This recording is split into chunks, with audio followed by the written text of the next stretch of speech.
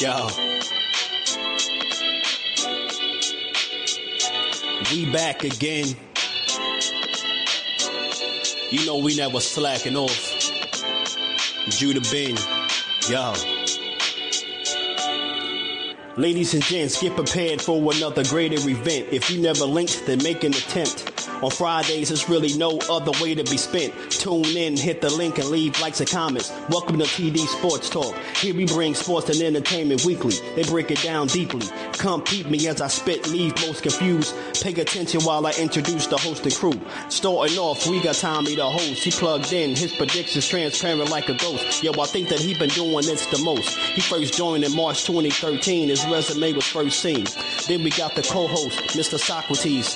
His analogy surgical like a doctor squeeze. The live show was nasty like a dirty beer. Tommy and Sock, they've been friends for over 30 years. Peep me, we got the final host, D-Free from out of DC. You need to wake up, you sleepy. If you checking out the live and you feel the vibes, like the video, subscribe, get notified. Take a picture cause this moment should be polarized. Tommy's legacy and resume is notarized. Whether it's Friday or Saturday, he going live. Click the bell and I promise you'll get notified. Yeah.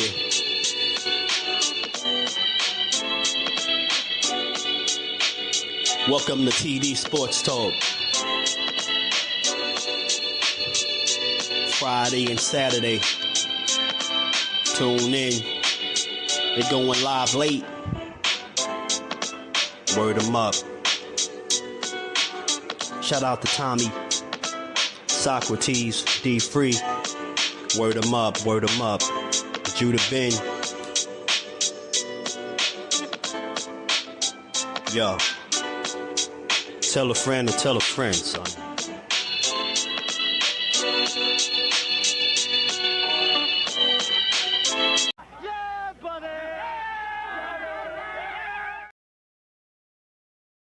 Gotcha. TD Sports Talk in the house. Let's go. Shout out to TD Sports, man. B. Norman Jr., man. See you taking the pictures out there and with that New York doing big things, man. Keep doing your thing. Champion of the world. Shout out to TD Sports. TD Sports. Let's go, chat. We are back, baby. We are fucking back. We are back. Classic. We are back. We are back.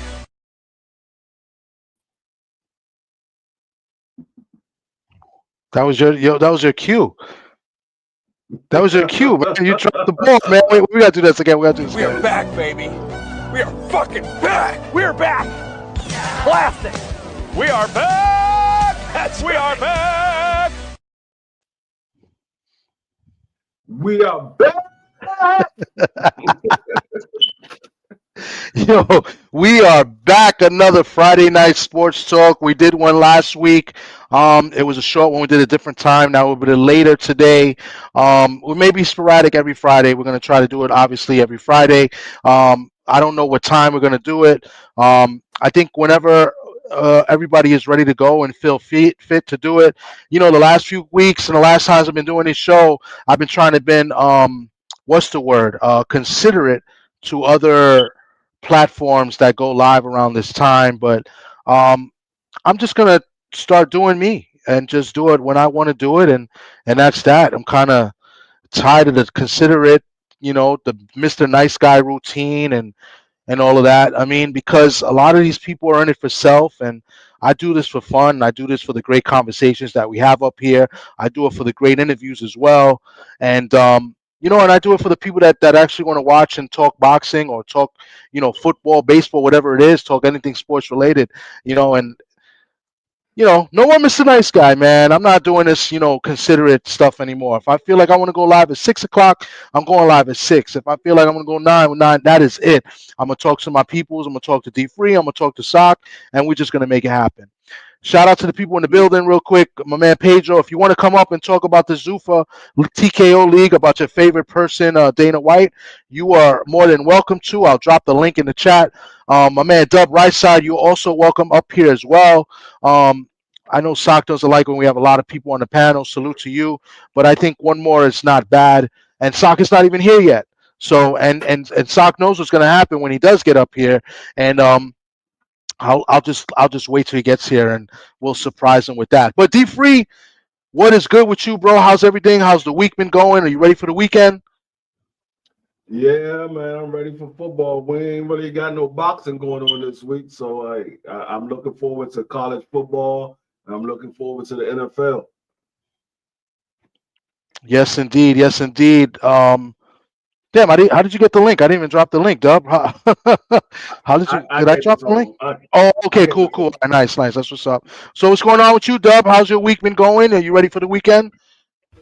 Wait a minute, TD, you out of order. We got the Uh, back. I got the I'm tapped in with the back, the individuals in the background, man. you're right. You're right. Yeah, man. But no, I ain't gonna lie to you, man. I'm nervous. I'm nervous this week. Yeah, hey, I'm nervous for my Bulldogs. You know what I'm saying? Shout out to Georgia. We playing Kentucky. I'm nervous for my Cowboys. We playing the damn Jets. So I'm nervous for this whole week. I have no clue what's gonna happen, man. I don't know what to tell you as far as the football is concerned. Georgia would have, was upset last week. That was an upset in my opinion, losing to Bama. And it's one loss. It's early in the year. Bama got our number. I don't know how Bama Yeah, they didn't had our number since Kirby done been at Georgia. So I mean, it is what it is. yeah, yeah. I can't Oh, stand it. wait a second, guys. Wait a second. The guest of honor has arrived, and it's one of my best friends in the whole wide world. My main man, Mr. Socrates Palmer. How are you, Socrates? How's everything? How's your week been going? Salute to the Has great brother. good evening, gentlemen. How are you? How's everybody on the panel? D Free was good, bro. How are you? Who else was on? Dub right side. Dub right side. Doug, right side. Salute, sir. How are you? Tom, I appreciate you asking because I know it comes out of concern. You being a good friend. It's not that you're trying to insinuate anything. I think because I think you're better than that. So don't change my mind. But hey, the best part of the week is that it's almost Saturday and it's over. I'll leave it at that. Okay, I mean, damn, you saying I'm better than that? Well, Sock, we've been friends for close to 40 years now, give or take. I want to say close to 40 years, and Just about. I would think it's fair to say that I know you well, you know me well. We know each other's families. You know what I'm saying? Hmm. And we've a lot of things back and forth. We both like different teams, and we like to see our friends, happy, and sometimes we like to see our friends' teams win. But there are times we like to see our friends' teams lose. And Socrates, if I'm not mistaken, for the last 21, 22 years, um, you've been on the upside as far as your one of your teams owning one of my teams, right? And it's one of the most hated teams for you, right? And you're real quick to let us know, and let me know when the New York Yankees get eliminated from the playoffs or when they lose to a certain Boston Red Sox. So, the last 3 days were not good days, for you. And Well, the the last two last days, two, yeah, the did last win the 2 days, first game, they and did. it's not like I'm trying to kick a man while he's down, but I wouldn't put that past you, Tom. But you know what? Let's go Yankees, baby. And it's good to see that the Red Sox, Red Sox fans got a little bit humbled, and like you said, yeah, they were playing with house money, but a rivalry is a rivalry. And Hey, I will take this win. I will embrace it, and we'll move on. And we stop the little streak, the little I guess the drought of beating the Boston Red Sox in the playoffs 21 years since 2003. So, and on top of that, Mr. Shelton says the Raiders got Tootsie as their quarterback. So, it's not looking good in man. football as well. I mean, oh man, with the Raiders, I've become so numb. But at this point, it's just a bad marriage. At this point, I'm already old. I've wasted my youth. Who wants me? You know, just gotta ride it out. Not that I'm in one. I'm just, I've heard of those bad marriages like that. You know what I'm talking about. Somewhat, you know. Oh man, damn man, it's not looking good for you. And I No, feel bad a little bit, but I can't even talk bad because the Niners, they got a big win yesterday, and that's his team. So and they owned the a lot of Rams. heart. Listen, a lot Yeah. of heart. A lot of heart. My full props to the Niners. That IR list that they threw up the day, the day of the game. I mean, you lost Boza, you lost your starting QB, you lost both wide receivers, and then Bourne comes out of nowhere, like an RKO, and has a monster game. Like Has an a Hey, but AO. you got to think about it. That was his quarterback. I mean, they both was at New England together. So maybe Matt Jones was used to throwing the ball. That's why he started going to him a lot more this game.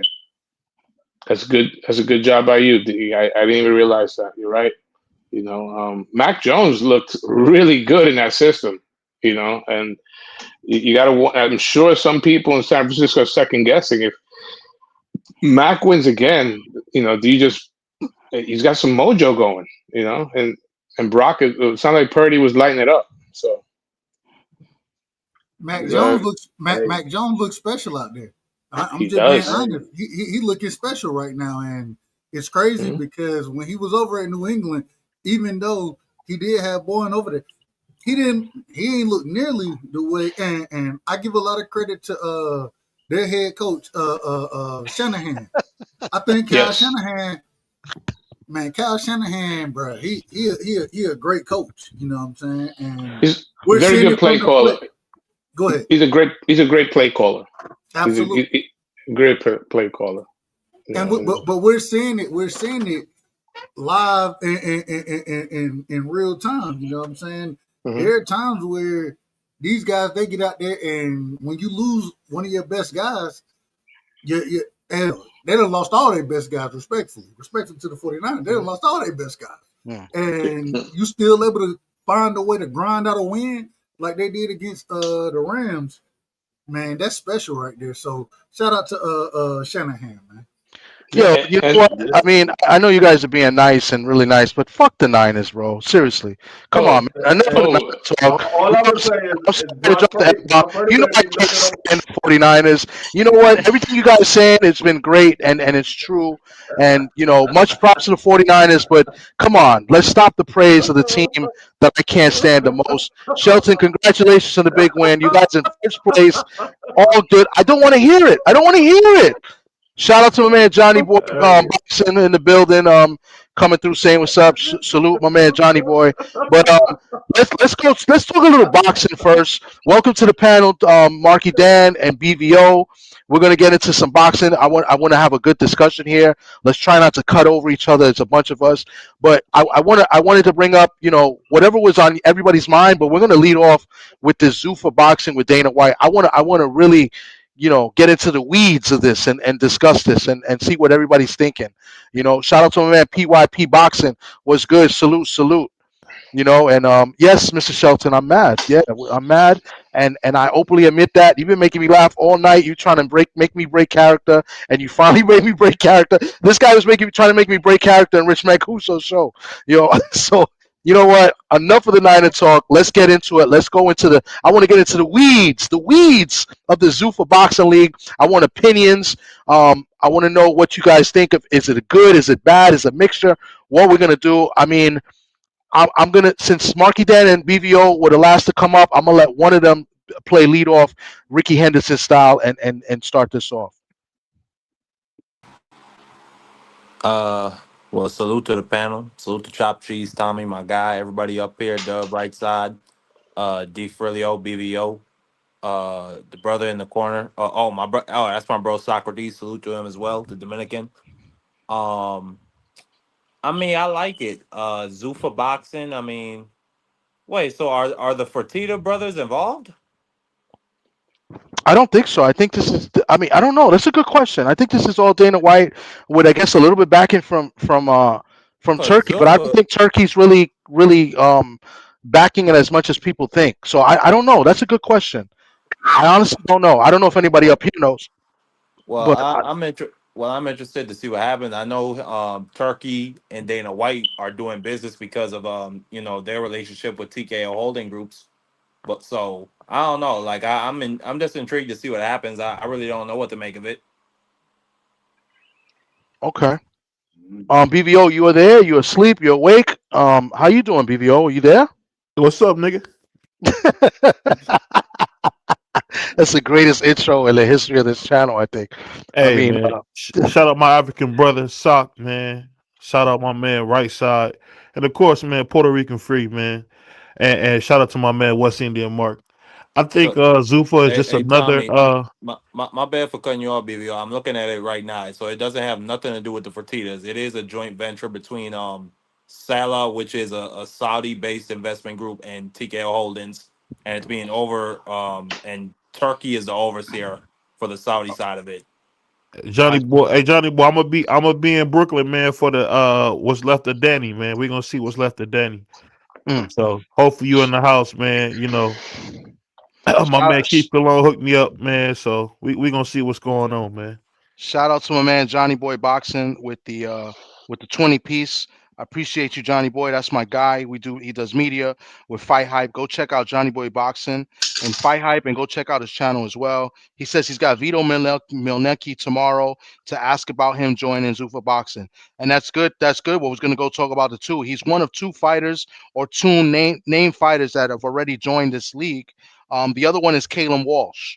I believe those are the two fighters that I know right now with that has a name, right, that's joined the league. But appreciate you, Johnny Boy. Much love to you. And let's go back to BVO. BVO, you was gonna cook on this for a minute after you was doing your racial what is it Identifications. introductions? Yeah. Yeah. Let me talk, nigga. But to Whoa. me, this remind me of like back. You guys remember when Trump had his own university? This was Zuffa Boxing reminds me of. It reminds me of when Trump had his own university. That's It's crazy. another How many group credits you troop got thing, there? huh? How many credits you took when because you kind of said that like you was like an alumni. Motherfucker, can you read? I'm asking you a question. I'm Why asking you you, gotta can be a you read? motherfucker? Can you read, motherfucker? It's a Jeez, question. man. I mean, I think so. I've been doing this since kindergarten, but go Hey ahead. I man, didn't, I go didn't, I go didn't get mean to me get a in your beer, man. feelings. Go get me a beer and sit down. I'm trying to talk, old man. Man, you out of order, man. It's, Yeah, it's this too is late Hold to. on, Dub. Nah, but Hold you on, Dub. You the don't want. fact Hey, that Dub. You don't Socrates want is out none, of man. order, Stay out cut of the this. nigga off, dude. there's a lot of I ain't F cut him Dub is bombs. off. out of order. You keep Go cutting ahead, me off. BVO. Go ahead, BVO. Let's talk about the Trump University. Yeah. No.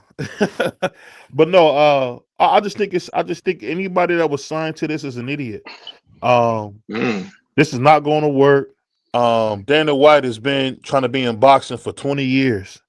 So you want to tell me after 20 years of doing this now with no Fertitas, because let's be honest, the Fertitas are the reason why UFC did so well, not because of Dana White. I know people like to play this stupid game as if the Fertitas weren't some of the best owners in combat history. They really were. But I just think it's another crapshoot, and it's gonna feel like everything else Dana White does when it came to boxing. Okay. All right. All right. Let's shift over. Certain Let's go thing to the else. opposite side of BVO. Let's go up top to my man Socrates Palmer, who's been covering the sport for about 20 plus years. What do you think about this Zuffa Boxing TKO League, or not sure what it's called? They say Zuffa Boxing. I thought it was going to be TKO League, but what do you think of it? I didn't know that it was officially called Zuffa. Look, I'm so down on the sport of boxing at this moment that I'm actually willing to give it a fair shot because the one thing you can see is they have money behind it, and they have the most important thing. And when it comes to boxing promotions, they're going to have television. They're going to have a streaming platform. So I'm willing to give it a shot. The one thing, look, you could disagree with Dana White on a lot of things, but he does know how to run a business. He's got that UFC plantation rolling. It's a brand, and the fighters are just, part of the machine. It's very rare that like you have to stand out to be a superstar. So I think he's going to use the same business model. That's the same way like the NFL. It's about selling the logo, the shield, right? In the NFL, And that's Dana White's philosophy. Fighters are interchangeable. The atmosphere is going to be like a party atmosphere, like the way it is at a UFC event, and you're going to hopefully see fighters be active because you have fighters that the quote unquote stars of the sport that fight twice a year, which is a joke. So I'm willing to give it a shot. I'll be honest with you. Okay. So, mhm. Let's go to my man Dub Right Side, man. Dub Right Side, is this TKO league out of order or Zuffa boxing? I don't know yet. And the reason I can't say is because I want to see. They're talking about they have 400 guys that's going to be signed up for the fight. I want to see who these guys are. And the reason I say it that way is because they're already talking about only recognizing the Zuffa belt and the Ring Magazine belt, right? Well, we don't. The other sanctioning bodies, that this is how we recognize champions at this current moment in time in the sport of boxing. And so when you're talking about doing something like that, clearly you're not going to have those guys in the league like that. So what's interesting to me is seeing how it plays out and who those guys are, those 400 guys. And I think it really comes down to, yeah, you kind of structure it like you would the UFC. You know what I'm saying? The good thing, in my opinion, when we watch the UFC, you take an L in the UFC, you can still be great. You know what I'm saying? You can still be champion. You still have opportunities. Whereas in boxing, it's a tad bit different. But my whole thing with it is that I want to see exactly how it plays out. And then when you have those guys, because as shout out to Macho Man Randy Savage, as he would always tell you, the cream gonna rise to the top. And so when the cream rise to the top, do they end up fighting the top guys? I don't think they're gonna have top guys in that league. So when the cream does rise to the top, do those top guys get fights with the top guys in the different sanctioning bodies? I'm very interested to see how it plays out. Okay. Somebody dropped off. Who dropped off? Oh, Marky dropped off. Marky Dan Okay. did. Want Shout to out to make my sure I brother. see him. Okay. I'll shift over to my man D Free, bat and clean up. What do you think? Um, yeah, I'm like Dub. I want to know who these boxers are because they're going to be competing with the boxing industry. So they trying to create their own league.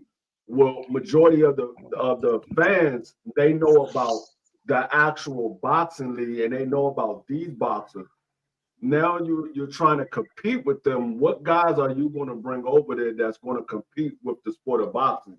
So it's going to be very nick and pick in the first year. We're going to see if they can make it through the first year because yeah, they got money backing them, but if nobody's paying attention to it, how long is they going to have the money that's going to back them?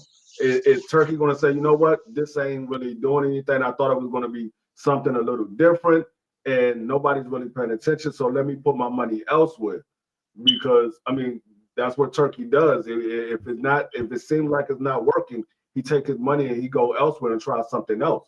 So I don't know how long it's going to be around because, like I said, they're trying to compete with the sport of boxing and they creating its own league. But if you don't have the superstars where majority of the casual fans know about, how are you going to compete with the sport of boxing? Okay. I like what everybody's saying. I think everybody's saying the right thing. I think BVO's probably the only one that's probably really strong against it. Um, and he could correct me if I'm wrong after I speak real quick, but I'm in between, but I'm kind of in favor of what everybody's been saying here. And I like the way Sock said, give it a shot. We all know, but you notice he used the words the UFC plantation. I don't know if anybody caught that. So we all know what Dana White has been doing with as far as the pay with these UFC fighters.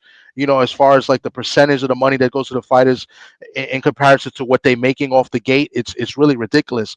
I think in this Zuffa, TKO league, whatever they want to call it, I don't think you're going to see that right away, right? Because I think for the most part, it seems to me that this is going to be a good thing for fighters that are not signed with big promoters, right? It's going to be like those guys that are maybe with those low end promoters that don't really have the power like a Eddie Hearn or the power of a Tom Brown and the power of maybe I'm saying Bob Arum or Oscar, Oscar. Oscar De La Hoya. They don't have the power, so it's going to be like for fighters maybe there and those and other fighters that not already signed with those promoters, like um I think that's what it's going to be good for. But the only problem with that is that it's a gamble for them as fighters because they're going to get matched pretty well. They're going to get matched tough because they're going to fight other guys like that, and it's going to be hard to gauge, who's good, who's not, and then not sure how they're going to do the ranking system, and I'm sure they're going to do it according to like the UFC is done, right? So my only problem is, and I don't know who brought this up. It might have been D Free, is that when these guys do eventually grow and become their champion, and they start doing these big events, are they going to get paid what they deserve? Are they going to get paid a fair percentage of what the gate is making or whatever revenue they're making off of these TV deals? That's the only problem, and I feel like that's where the loopholes of this bill is they're proposing, right? So like I'm reading here, like I have it here. I don't know why my camera's not working on this laptop. I should have used the other laptop. I have the bill here. I printed it out. I've been looking through it. I like the fact it's going to provide some sort of health insurance, which I'm not sure if fighters are getting health insurance now. You hear about these fighters after they retire. There's no pension. These fighters, they risk their lives in the ring and they don't really have any money afterwards. I feel it looks like from what I've been reading that this will provide some sort of pension, some sort of health care as well. I do see something as a minimum of like $150 per round, right?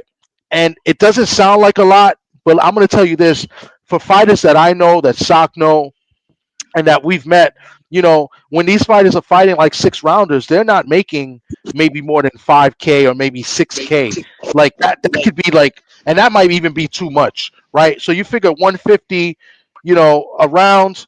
No, that's still wrong. My math is terrible. 150 times 10, that's only 1150. So, yeah, that's the only thing I'm not too sure about. I'm thinking in my head it was more, but no, it's not. So, but the difference is TD, and I don't mean to cut you off, no, but that's fine. when at least they have kind of a pay scale of what fighters are going to make, right? And I don't think any of these guys are going to be the top level guys. You know what I'm saying? And because they're not going to be the top level guys, like I said this earlier, well, on another show, but there are times where I listen to guys and been in the rooms when they negotiating, and if you ain't making weight, they talking about $500. You know what I'm saying? Yeah. Well, pay me $500 and we'll make the fight happen anyways. The reason being is because a lot of these guys, they're not getting paid like that. I think this is an avenue for the average fighters, not the top name guys, but the average guys, the guys that we don't really hear too much about, for them to have the opportunity to be on a larger promotion and get paid more money. You know what I'm saying? So I think it's very. I think it definitely helps the sport because hell, I'm a boxing fan. I love watching boxing. You know what I'm saying? So I think we get more fights there. At the same time, it does also give you or avenue to build your name, fight some of the guys that we may not know, but if you can come out and be the number one guy, then that can put you on the playing field of some of these top level fighters. It give you that opportunity. So I think it's a good thing because I mean, at the end of the day, shit, Nick, people ain't getting paid in the sport of boxing. They're not getting paid what people think they're getting paid. They're not getting paid like that. So with you having a pay scale, it allows you to build your name and your resume, those type of things, to become what you want to be, in my opinion.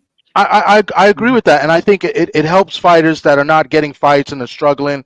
It gives them some sort of salary throughout the year. It's supposed to keep them active as well. So they got some sort of basic income based off the contract that you sign. My problem is that what I want to know, and where I see maybe some of the loopholes of this bill is that, let's say Sock, right? Sock is a great conditioning coach out here in the Bronx, New York. But let's say Sock wants to be a fighter, right? And Sock turns pro, right? And he knows some people. He's got a few fights. He's 3-0, 3 knockouts, but he's struggling. He's struggling to get a fight. The TKO or Zuffa, whatever, come to Sock and they say, "Yo, we got a contract for you. Well, here's a 2-year deal. We need you to fight. You could only fight at 150, 154, right? So now you fight at 154 contract, whatever the case. We want you to compete at this weight." So let's say he fights 6 times in the next 2 years. Now he's 9-0 with 8 KOs, whatever the case may be. Now, whatever he signed, right? Let's say out of those 6 fights, because I got to imagine, like, when they start this, they got to somehow gauge to figure out who's their champion going to be. So let's say Sock 9-0, he's their champ at 154, right? What happens now that he's the guy, right? And then they got this up and coming guy, in the league as well. Maybe they want to bring him up from 147. I don't know. I'm just throwing things out there. And now this is a major fight because now we seen Sock 6 times in the TV in this league, and everybody likes this guy. And then we see this other guy, D3, come out of nowhere. Now this is a big major fight. It's going to provide big revenue, whatever, and they make tons of money. But yet, are they going to be stuck with what they signed in the contract? You know what I'm saying? Like how does that work? Like, I feel like that's where they get these fighters in the UFC. Well, I don't think. Well, in the UFC, there are fighters that do have separate that have management. So they have managers. So that's, I think, where your manager is going to come into play. That scenario that you painted out hypothetically is definitely how they're going to do it. They're going to build their own. Caleb Walsh, right?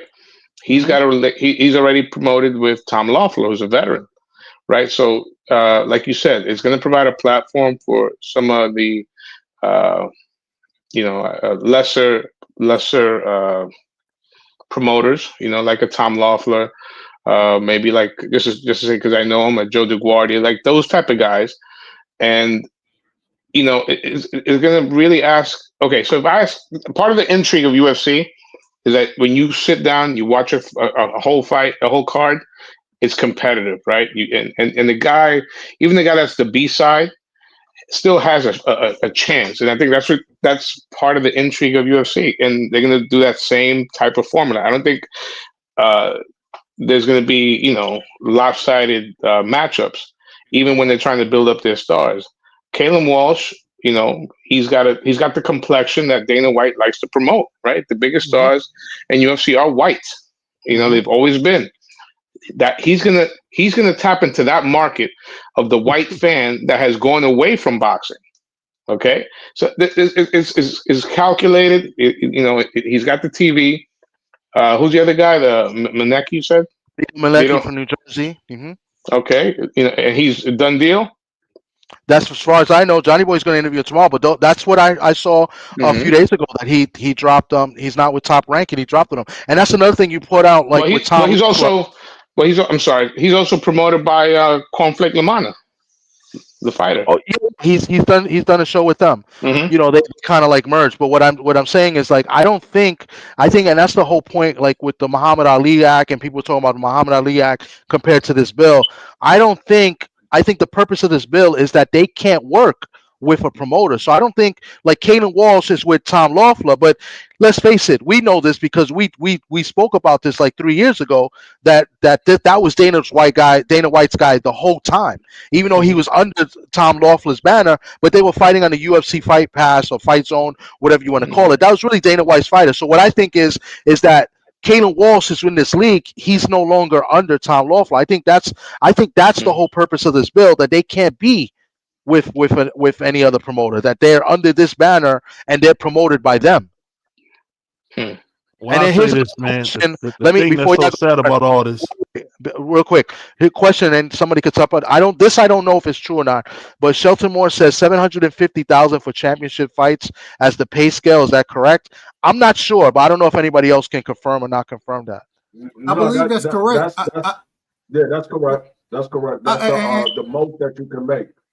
I believe they put out a pay scale already. Turkey and Dana White, they kind of put out a pay scale as far as what these guys would be making depending on what level they're at.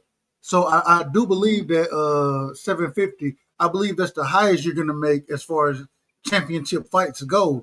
But we also have to go back into that's only for the Zoom or the Zuffa, however you say it, the Zuffa belt and the Ring Magazine belt, because I believe they're not going to recognize any of these other sanctioned bodies. But it does give that individual opportunity to go fight on even with higher level. You know what I'm saying? Fighting on other pay per views or other promotional companies. Let me put it that way against the actual champions and the sanctioning bodies. So, and if you get those opportunities, then hell, you may have a chance to make $1 million for that fight. You know what I'm saying? If you're that guy. So I think it gives people opportunities. I mean, it's kind of what PBC was doing, you know, But see, unofficially I don't think when they first started. I don't think these guys are going to be fighting with other promotional companies. That was the thing about Dana White. He said he don't want to deal with none of those other promotional companies. I think once they're part of this league, they're going to be fighting only the people that's in this league. They're not going to be fighting with PBC fighters, with Golden Boy fighters, Matchroom fighters, and Top Rank fighters. They're only going to be fighting the fighters that's in this league. I think that's what the thing is. I think we're thinking that they're going to be able to go outside, but the way Dana White said it is, he don't want to deal with none of them. He only wants to deal with the guys that's working inside of this umbrella, which is this league that they're creating. So I don't think these guys are going to be going outside of that. You could be very right about that, and if you are, then hell, I'm gonna sit here and be like, "For you told me this from the beginning." My only thing is I do think that having Turkey somewhat supporting this league, we see Turkey he willing to put on the big cards. I think this is kind of an avenue.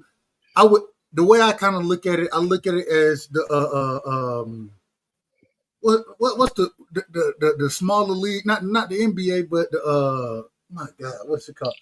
The G League.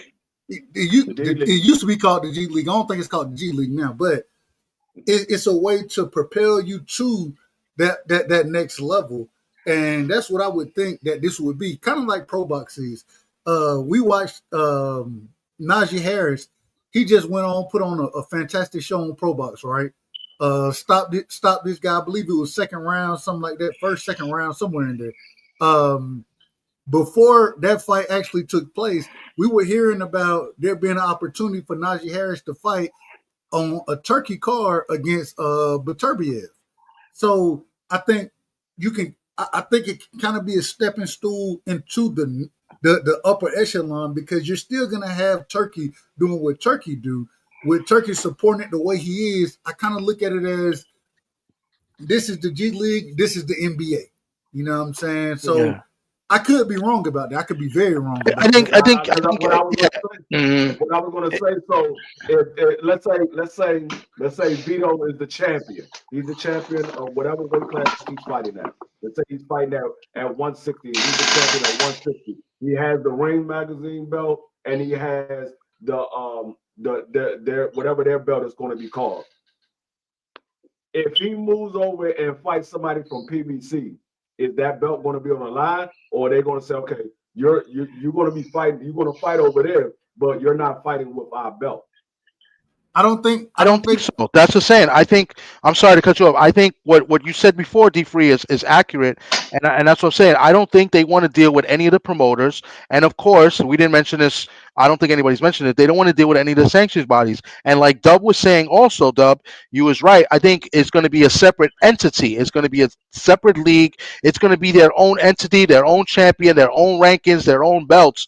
Whereas they can't fight other guys unless they're under the umbrella of this league. You know what I'm saying? So I think it's a mixture. Both of you are right, but that's the whole point. They don't want to deal with any other the promoters right? And they don't want to deal with the sanctioning bodies. But the problem with that, TD, is at some point in time, because I don't think any of the any of the champions today, I don't think they're signing to that, just signing strictly with Zuffa, right?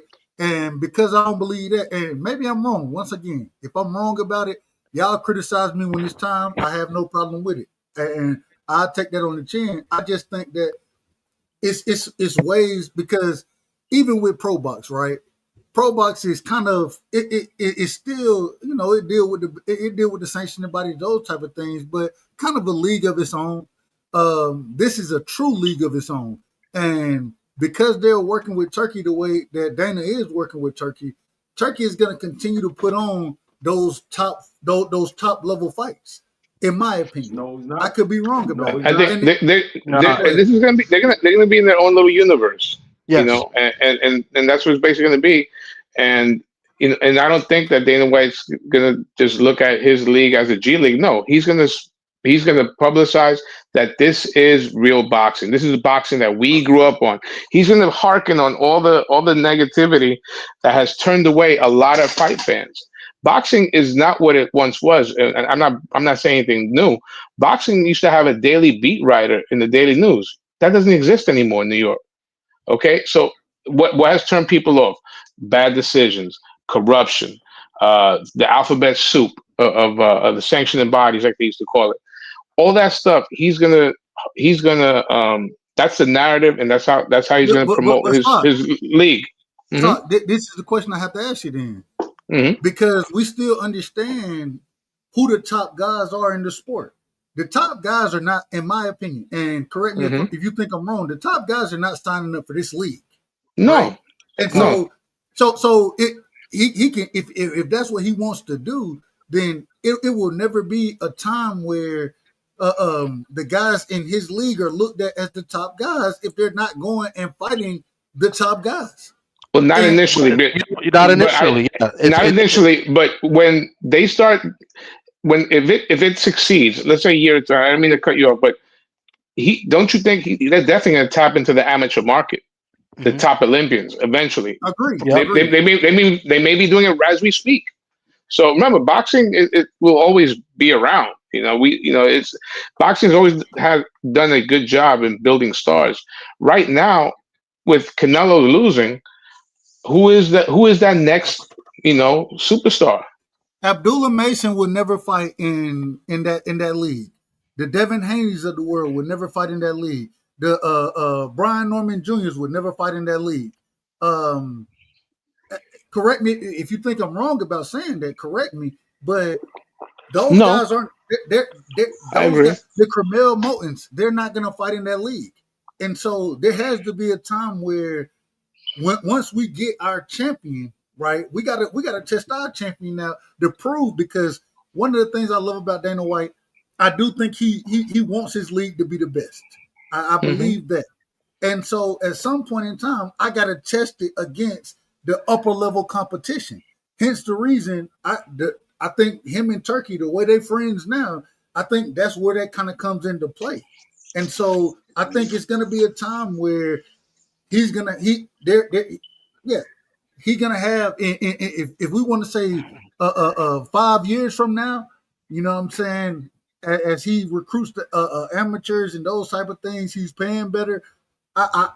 We have no disagreement, but he has to have his guys fight the upper level guys today for his league to literally have credibility, because boxing different is very similar to the UFC, but it's totally different. It's totally different, and the reason it is because the UFC was able to monopolize the sport and have a champion or have one champion, whereas right now in every division, unless you unify, we got at least 4 champions in those divisions, and those are the upper echelon guys how we look at it. So you have to tap into those guys and fight those guys with your champion to prove that your league is doing more and is on par with the modern boxing game. That's what I think he's going to have to do that. But see, Dub, you looking at it as this is something. This is how you will move. Dana White is going to promote his fighters, and he's going to promote them as this is the best guy. In this league, he's not going to say in boxing. He's going to keep pushing the name of their league. He's going to say this is the best guy at 135 pounds. This is the best guy at 147 pounds. He's going to promote their league, and he's going to promote the best fighter in that league, not in boxing. They're doing something different than what boxing is. But if you do that, But here's the thing. It's I hear what you're saying, Dub. But I think what he's doing is that it's not going to be in the beginning. Like all those fighters you name, we know they're big stars. But what's one of the biggest problems among the biggest quote unquote stars? Because we got to say quote unquote because we have stars, but we don't know how really good some of them may be. Like a Tank Davis, I'll use that perfect example. they don't He's fight a each star, other. but we don't know how good he really could be because he hasn't fought his contemporaries. But what's the main problem with all those fighters you name? The main problem, in my opinion, and why boxing is bad, is that they're not fighting each other. And what Dana White, I believe, is going to try to do is he's going to try to match up guys well. And you brought up Pro Box. That's what Pro Box is, but they're a promotion. They promote 50-50 fights, but they're under the sanctioning body rules, right? So eventually they pick a sanctioned body that they want to go in their rankings and represent until they be ranked high and fight for their title, et cetera, et cetera. What Dana White is going to try to do is once they get a gauge and a better gauge and do whatever tournaments that they do, they're going to have their top guys, and he's going to promote those guys as the best and build on them. So it's going to be a process, right? And that's why I say it's going to be good for a lot of fighters because then we're going to see who's really good and who's not. And eventually, some of the big names you mentioned, when their contracts die out with whatever promotion company they're doing, they may go over to the TKO league and sign with them. You know what I'm saying? And what Turkey's done, Turkey has taken a lot of guys from other promotional companies and created these big fights as well. He's worked with the promoters. I think what Dana White is going to do, he's going to build his own thing, and he's going to build it on quality more than whatever's been happening so far. I'm gonna give you a perfect example of that. You have the UFC, you have Belfort, and you have the PFL. In order for the Belfort guys to fight UFC guys, they have to leave Belfort. Now the PFL and the Belfort, they will fight each other, but in order for Belfort to fight UFC, those guys and compete against those guys, they have to leave Belfort, and vice versa. In order for UFC fighters to compete against the Belfort guy, they have to leave the UFC. So in order for them, this league that he's starting, in order for those guys to compete against the actual boxers that we recognize as the best guys, they're going to have to leave that league in order to compete against those guys. That's how he's going to have it set up. If you want to compete against them, you got to leave us. When your contract is up, then you can leave and go compete against those guys.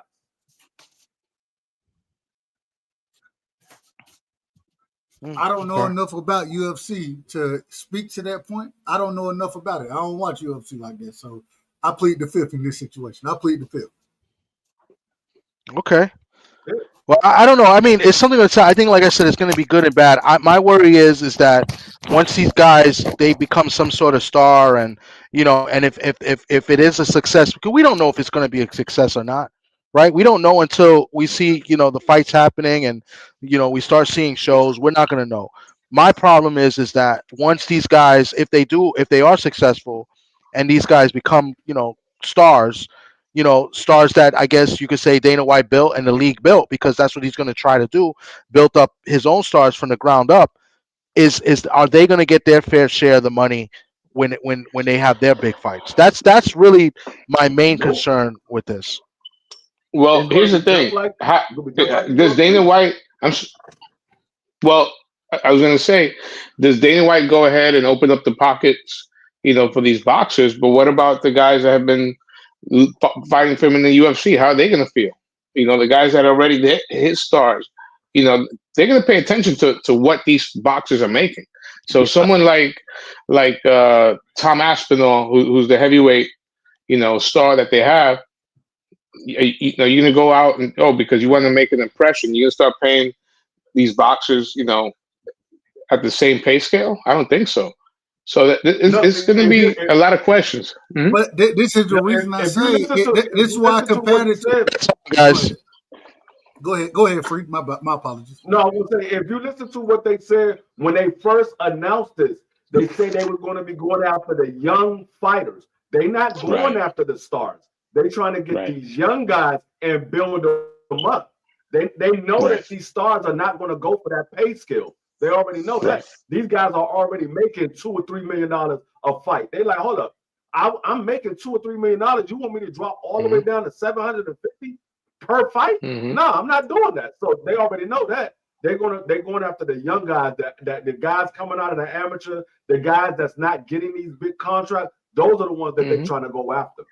So Mhm. I want to ask this question then, and I understand what you're saying, Free. What's Turkey's role in this? Because we've seen Turkey. He done been. He's the guy now he's paying these guys of millions and millions of dollars to get in there and fight. So I what's gonna and we done seen how him and Dana White, how quote unquote close they are.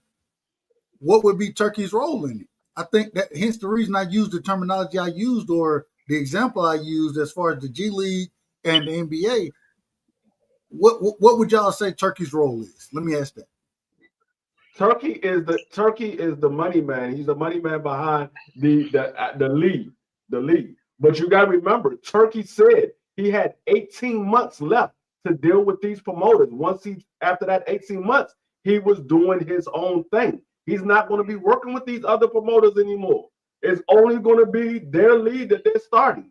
He's gonna start building up that league. He's going to be putting money into that league. That's why he's the money man. They got Dana White to run it, but Turkey is the money man. He's going to be putting these matches together, the promotion, the arenas and things like that. That's what Turkey is there for, to pay for all of that stuff. Because these guys are going to be all under that banner. They don't have individual promotion companies that will put the fight on. It's going to be So Turkey Free, when we putting on talk all of these about fights. when we talk about an Abdullah Mason, when we talk about him, right? He's about to fight Sam Noakes on a Turkey card. Abdullah Mason will never sign to this league, never. So We know that. We're but not hold, saying that they hold on. are. But my question is what do you do with somebody like Abdullah? What do you do with him? What you mean? What you do with them? They not under Turkey. But Top Rank. I mean, He's under Top I Rank. mean, how long He's does under Top Top Rank Rank. stay He's in not under boxing? Turkey. How long does Top Rank stay in boxing? I Under mean, Top Rank. right now they My don't have thing is with TV, Top Rank. I believe they already have. I believe they already have a TV deal. They just wait until the new year to start that TV deal. Because remember, Paramount came out and said they got 12 fights lined up. 12 dates lined up for boxing. When Paramount came into the business, they said they wasn't doing away with boxing. So if you look at the landscape, DAZN got Matchroom and Golden Boy. Pro Box is on YouTube. PBC is with Amazon. The only people that's left out is Top Rank. I'm thinking Top Rank probably has that deal with Paramount for those 12 slots that they got. I think they already have a deal lined up. They just waiting for the new year. That's why they letting Dula Mason go fight on the Turkey card. They letting this guy go fight on the Turkey card or a PBC card, because they said we're going to sit back and just collect this money from these fighters while they fighting on other promotion company, and then we roll out our new TV deal at the beginning of the year. Correct me if I'm wrong. Abdullah Mason is 22 years old. Correct me. No, he's 21. Yeah, he's 21. younger. Yeah, just turned 21. He just turned 21 so what y'all this year. what y'all telling me is that some type of way Abdullah Mason, the man, he got at least 10 years left in the game of boxing. I think we'll all agree on that. And that's at the least. At the least. Him fighting at 31, I think that's the least that he has. So you're telling me that some type of way you're gonna be able to run a league and not put guys against Abdullah Mason, one of the top guys in the sport of boxing. I got Abdullah Mason putting hands on Sam Noakes, me personally. See, I but think. I don't Go think ahead. you are the hardcore fan that's going to watch a pro box show on a Thursday, you know. Agreed. But I Agreed. think Dana White's going to tap into a different market. And I get that. And he's going to create his own fan base. See, you're stuck on the boxers that's in the sport right now. When they start their league, they're getting all of their guys. These are the guys that's going to be in the league. Whatever, however many it is, these are the guys that's in the league. They're going to be fighting amongst each other to build up that league. That's what they're going to be doing. They're going to fight amongst each other to build up that league. You got in your head that in order for them to build that league, they got to fight with these guys. That's not how they're thinking. They're thinking we're going to build our league on the fighters that we have, not with the fighters from the boxing association, the actual boxing league. We're not building our fighters off of their back. We're building them off of our back. You know, like he had that reality show. It's gonna be stuff like that you're gonna see. Like the I can't remember the title of the UFC reality show. The Contender. It's gonna be something like that, and he's gonna build stars. He's going to give them personality. They're gonna show these guys training. They're gonna show family issues, stuff like that, and he's gonna build his own world. I don't think he's not. People on this panel at fucking 15 past midnight on YouTube that are real boxing fans. I don't think he cares about us. I think he's creating a different market. He's going to bring over the same people that are loyal to him in UFC. He's making his own world, and he's going to build it. He's going to promote it as the future of the sport. This is real boxing with no politics. So what you're saying, and correct me if I'm wrong, Sock. What you're saying is forget the Devin Haney's of the world, forget the Masons of the world, forget the Juniors. We ain't no way we can do that. Not us. I'm not us. I'm talking about him, his market. That's he's like D3 said. He's doing it. Yeah, it's gonna be his world, and it's fine. Fuck it. I mean, it doesn't mean that what he's selling is right. Fuck it. You know what? If you're gonna get, that's why it's more TV. It's more content for us to watch. It's Ultimate Fighter, by the way, not Contender. That was the Ultimate Fighter, right? Thank you. I can't remember. But you're gonna see something like that. Yeah, that's why it's intriguing to see if it's going to work, because we already know majority of the people that watch boxing, they know about these stars. Now he wants to try to create another league and bring up the lower level guys and some of the amateurs that people don't really know about and build these guys into stars. We want to see, is it going to work? Because you're going against the actual boxers that everybody know, and you want to build up these guys that nobody really pays attention to. Now it could work, but I mean, we got to see how it goes, because it very well could work, or it could be a total failure. And I always say I'm not the greatest business mind. Hey, I'm Dub Brightside. I'm a regular ass nigga, respectfully. I'm regular. You know what I'm saying? But I would always say, if I'm gonna build this league, then I have to. There has to be. When I put these championship fights on, right? When I build a star, I gotta match him up against the other greats. That's the only way I can make that. I can show that my league is solidified. Like what we're doing is solidified, and you have to fight those other guys. And if you don't have those other guys there, and you're one of the criticisms that UFC get is, well, hell, it's a better fight over there at Bellator. I don't know nothing, and like I tell y'all, I don't know nothing about that shit, because I don't watch. Hey, that ain't my lane. That's not my lane. I love boxing, but my thing is if I'm gonna prove something, then the way I have to prove it is by building a champion and then showing that he whooping everybody. He whooping all these guys. That's why I say maybe in 5 years, maybe in 10 years, it becomes something. But when you start to put something together, you're not looking for it to be something in 5 to 10 years. I mean, you are. You definitely are. Let me rephrase that. You definitely are.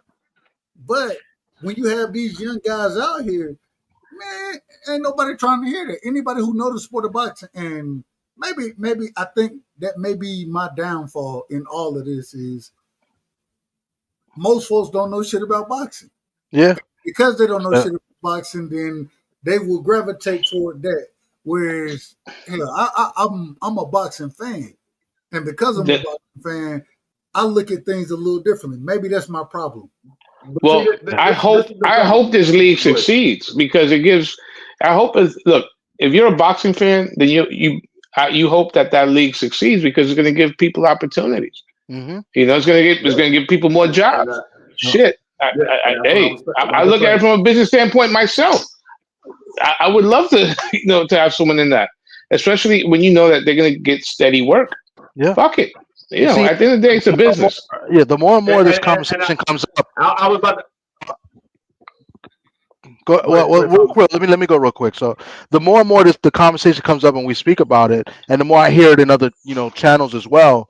Um, in the beginning, I wasn't for it, but now that I actually looked at it, read through some of the bill and stuff, and listen, me and Sock know a fighter that's going to be doing this, that's going to be in this league, and the more and more I'm hearing about stuff, the more and more I'm with it, and I want to give it a chance. And I'm kind of defending it, and I think a lot of people are really misunderstood as to what the league is going to do.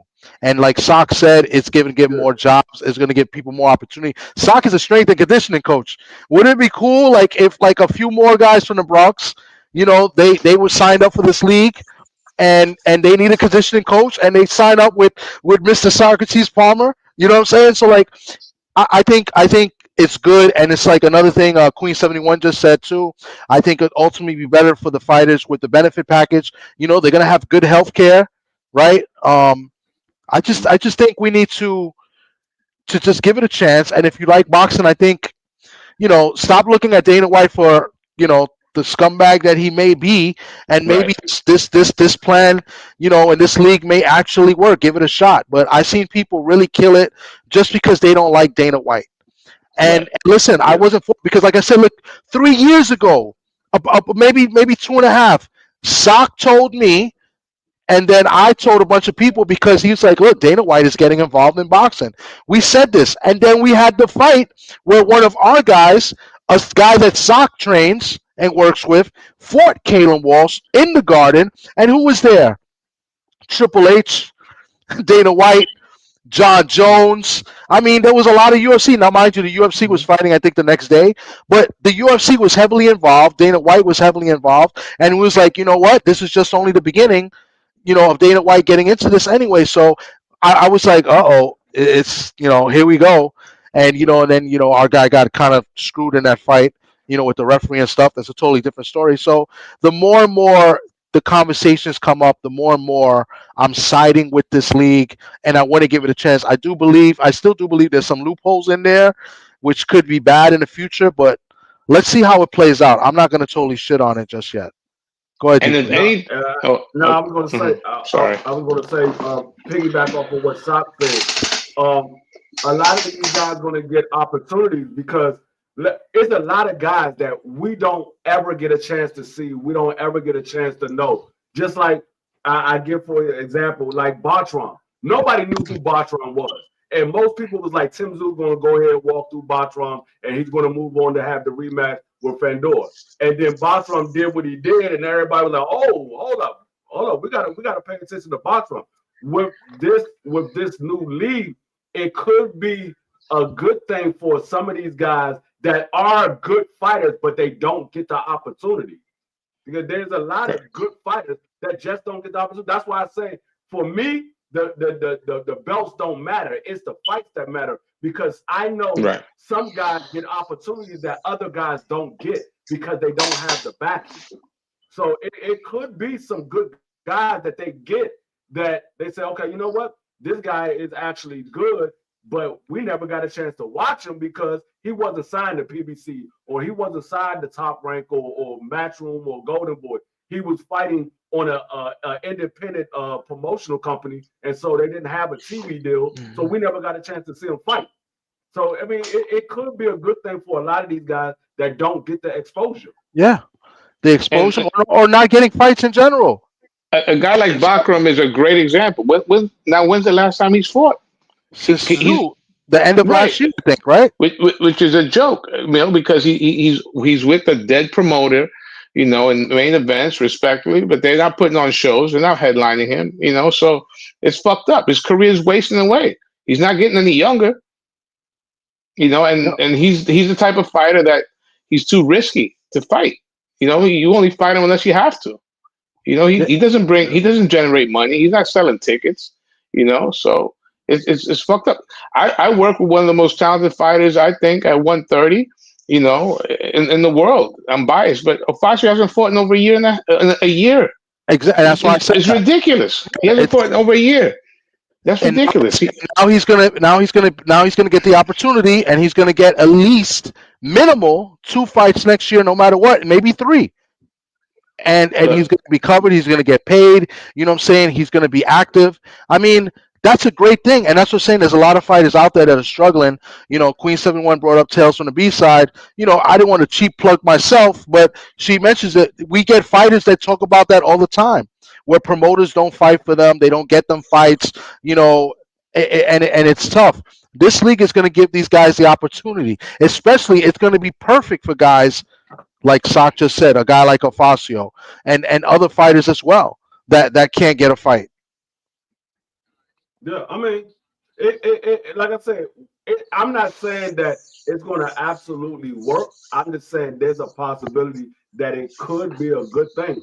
And if you like the sport of boxing, you're going to pay attention to it regardless whether it's their league or it's the actual sport of boxing. You're going to pay attention because especially if it's a good fight, you're going to be, it's been plenty of times I've been in the house on a late night, nobody was live, and I'm sitting in the house watching going through the TV, and I see a fight come on. I don't know none of the guys, but I'm sitting there watching because I watch boxing. And I'm like, oh, damn, this fight is kind of good. I remember I was watching a pro box fight a couple of weeks ago, and I said, hey, did anybody catch the fight that was on the other night? Because that card was hella good. And it be things like that where if you watch boxing, you're gonna watch it and pay attention to it because you watch boxing. Now he's gonna have to try to somehow tap into the casuals and get them to come over there, which I think Dana White will be able to get some of them from the UFC to travel over to there because he already has a huge following with the UFC. So he'll be able to migrate some of those fans over to that boxing league, which in turn might migrate some of those fans into the actual sport of boxing. Yeah. Because now they're paying attention to boxing. Now they might start paying attention to the actual boxing league, and they're like, hold up, dang, boxing is not as bad as I thought it was. Yeah. And the established promoters, that's gonna you would hope they would get their shit together because there's competition now. Competition, not necessarily, their fighters are better than ours. No, competition for attention.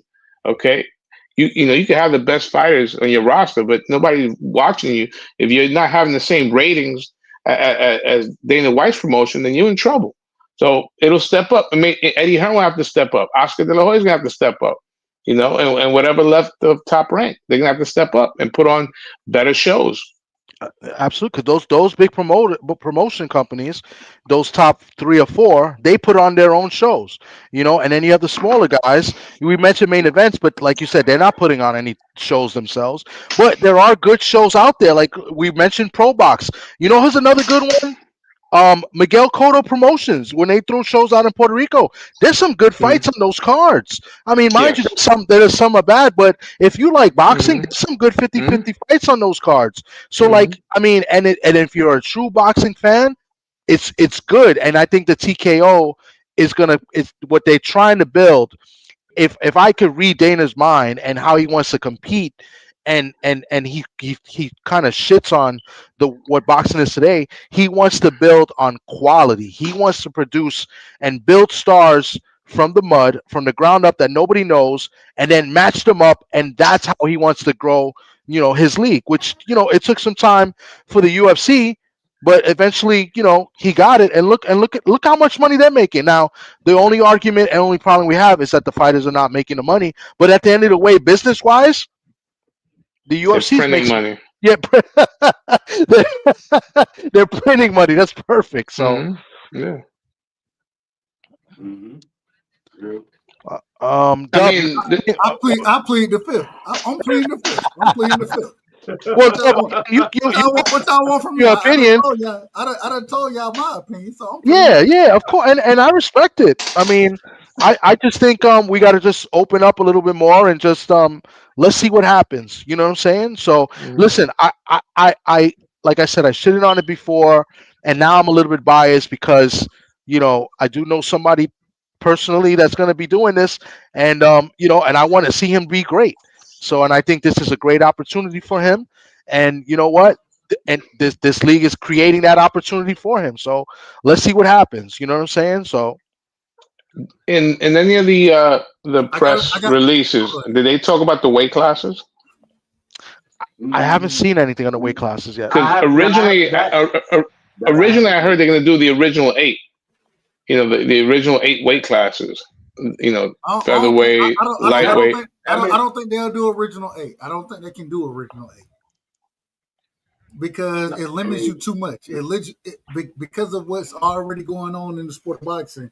It limits you too much, and in my opinion, you never want to be limited as far as putting fights on. So I think that original 8 would limit you way too much. Okay. What's Just your curious. I I'm just curious. I mean, maybe they do the original 8, and that's what they start off with, and see what happens. Because who knows how many fighters they actually are signed right. up to this in each division. So it could be the original 8. Maybe because you're talking a lot of fighters.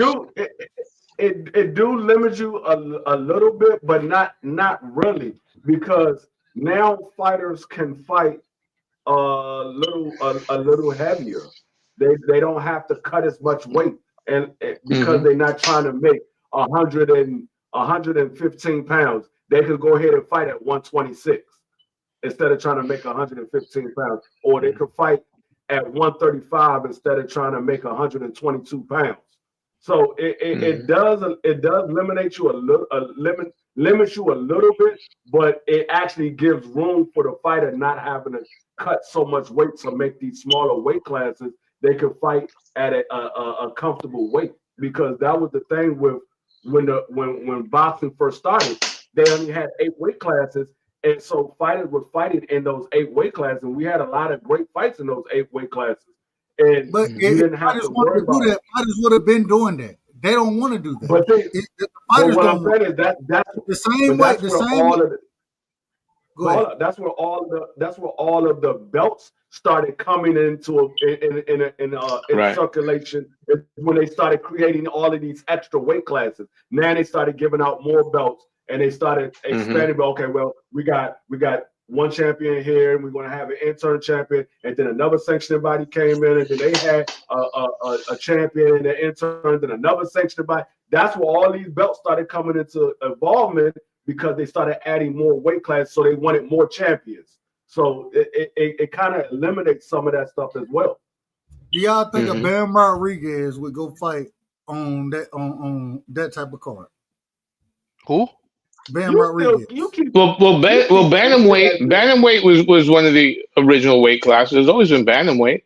Why not?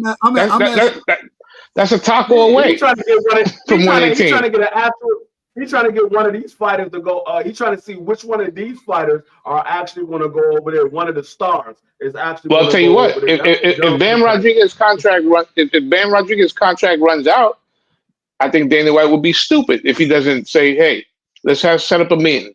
Why not? You want to bring credibility. You want to bring credibility to your league. That's instant.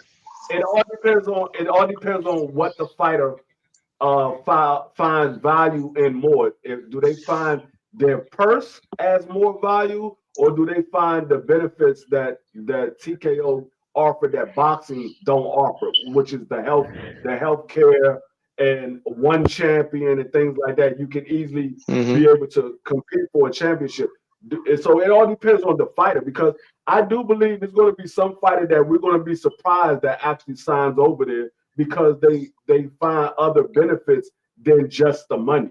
Because they like, okay, 750,000, I'm not making that, but if I make that, that's the limit. But at least I'm a champion and I'm making that. Whether right now I'm only making $15,000 a fight. So I move up and become a champion. I mean, that it's great for them. So I mean, real quick, I think real quick, free. I gotta address my sister. Shout out to 2071. TD, he wanted to put it on. Shout out to my sister, but she said, "Why do you keep talking about fighters already at the top?" The reason I'm talking about fighters at the top is because that's how you get your league to be legitimate. You have to have some of those guys that's already champions, some of those top guys to fight on your league. That's how you get legitimacy. If you keep real quick, would y'all disagree with that? Yes, I do. Why would you disagree with it? Why? Because you can get legitimacy just by building your own fighters, and people see the value in those fighters. If people see the value in those fighters, that creates legitimacy. You don't have if people see the value, if they see the value in these fighters, but these guys ain't on the level of the Bam Rodriguez's, the Devin Haney's, the Shakur Stevens. Hold on, let me finish. Let me finish. You ain't let me finish. All right, go ahead. You got it. No, I did cut you off. You're right. What I'm saying, what I'm saying is, when you build a fighter, and if he does have something like the Ultimate Fighter, where people can get to know these fighters, he has a show like that where people can get to know these fighters. They are drawn more into that fighter because now they know a little bit of back history about these fighters. They know a little bit of the story of these fighters. So now that creates legitimacy. So now we feel more connected to this fighter than we do with the fighters that fight in the actual sport of boxing, because we don't really know nothing about their background. Unless we do some research and we read some other stories, we're actually seeing the background about these fighters. So they can create legitimacy off of just building guys from the ground. Right. And also the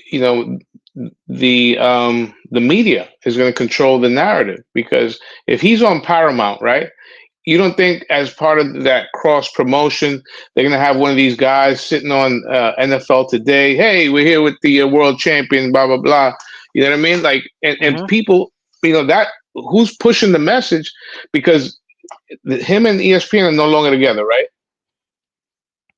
They took their program, they took the UFC off, right? I think they did.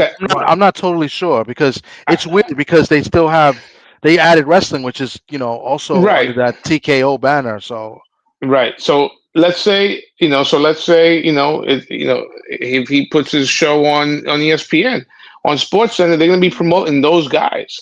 So and they are going to they're going to control the mind of the fan that, oh shit, Caleb Walsh is the best 160 in the world, because he fights, for the brand that they promote and that they showcase. That's stuff you got to think about. And maybe the real fan knows that it's not true, but Hey, check this out. Go ahead. No, go ahead, TD. No, I was going to bring up something a little different. I was like, check this out. You mentioned Kane Walsh, and 154 is not one of the 8 divisions. It's 160, and Kane Walsh fights at 154, and Vito, I believe, fights at 160 as well. So those are the 2 fighters that supposedly moved over to Zuffa. So right there, is that trying to tell you that those are the 2 guys that eventually will meet? Because that's a big fight.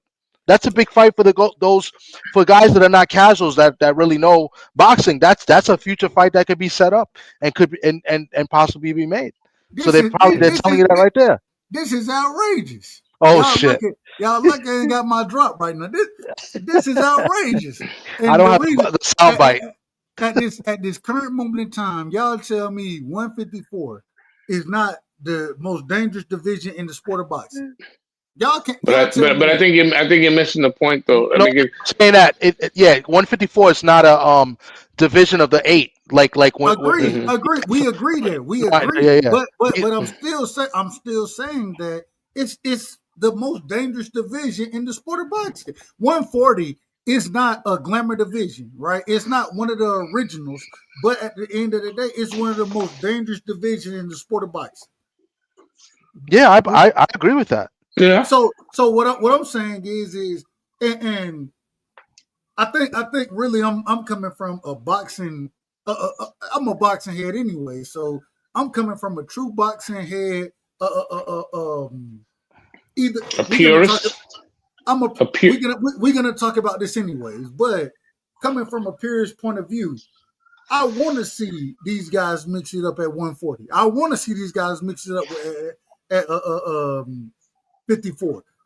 47, one of the glamour divisions. 35, one of the glamour divisions. They can't sniff these niggas respectfully. They can't sniff their balls. But that's the problem. They're not fighting. That's But why. but It, That's see, why we're in this mess. The best are how not fighting the how best. but see, look, how dangerous will 47 be if you combine 40 to 47, or you split 40 with 40? Some of them go to 47, the ones that's on the heavier side, and the ones that's on the lighter side go to 35. Now you put more talent at 35 and you put more talent at 47. Same thing with 54. You have some of the lighter guys go to 47, some of the heavier guys go to I 60. literally just had this conversation the other night. I literally had this conversation, You and put more talent in but but those but eight divisions. everybody criticized me for saying when niggas cut weight and get down to lower weight. Oh well, now you trying to gain the advantage. You trying to do this, that, whatever. Well, you lose. All I'm saying is that at the end of the day, my whole thing is I want to see the best guys in the ring with each other. That's it. And Well, none you're of going to these see the best guys, guys in the ring I don't, in Zero. I don't think none of these guys that we consider the best right now are going to be a part of this league. They're not going to be a part of it. But they're not fighting No, anyway. So who those cares? guys, I These those guys care. guys don't fight. are They don't fight though. those How guys Shakur? are part of the National Boxing Association. They're going to be a part of that league.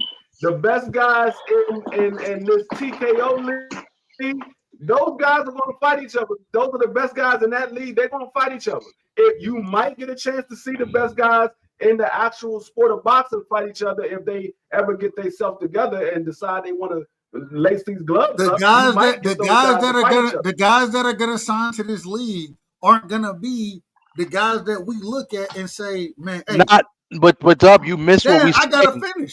Go ahead. Okay, okay, I'm No, sorry. go ahead. Go ahead. Go No, ahead. no, you're right. You're right. Go ahead, finish. I'll cut you off. Go ahead. No, no, I'm just saying that the guys you're going to see in the beginning, we are not going to be able to know that in the beginning. What he's going to do is eventually build up these guys and give you those 50-50 fights like Queen 71 is saying with Pro Box. That is his goal. That is what Dana's going to try to build this league on, providing quality, providing top matchups, right? Once they start building traction and build these fighters up for so that we can know about them, because let's face it, a lot of people don't know about our guy here from the Bronx, and we're telling you that he's really good, but nobody knows that until you see him fight. And you're gonna need to see him maybe fight once or twice to be like, hey, this guy is good. And what they're gonna do is they're gonna give you close fights. They're not gonna match this guy, the top guy against the lowest guy, because how are they going to gauge from that from the begin with? They're going to match them up well and give us good fights, and eventually build those guys to make them stars. And then when they build up the next guy in that weight class, they're going to match those guys up, and we're going to get the best fight the best. I truly believe that's what. And if I don't, if I say if that's not what he's going to do, I as a boxing guy has to believe he wants to do that if That's he's where y'all building this league. Doug, that's which where is the y'all one losing fight? Dub at. Doug, That's where which y'all is losing Dub which? at. Where y'all said best Yeah, fight the best. Because Dub's the best is only the guys that he know is the best. That's where y'all losing Dub. well, no, but I'll ask Doug a simple question. Out of the remaining calendar year, which is that fight that you're most waiting for? Which is the most anticipated fight? in my opinion, Junior versus Devin. That's the best. That's the fight I'm most anticipated in seeing. Junior versus Devin. Brian Norman, and that's in November, right? Yes. But that's the problem. They're too far and few between. You know, that's boxing. The reason you're dealing with Dana White is because of the years of the bullshit. You know that boxing has put fans through. Why haven't we? Why weren't we able to get Virgil Ortiz and Boots Ennis? You know, two Because guys in their prime. You know what I mean? Like that shit has caught up. But neither one of them they're not gonna be in that league. No, but I'm just saying that it's part that this league is born because of the bullshit that the establishment has produced. If the establishment was doing the right thing, we wouldn't have to deal with this. We wouldn't be talking about this. But Dana White sees that window. Dub, if they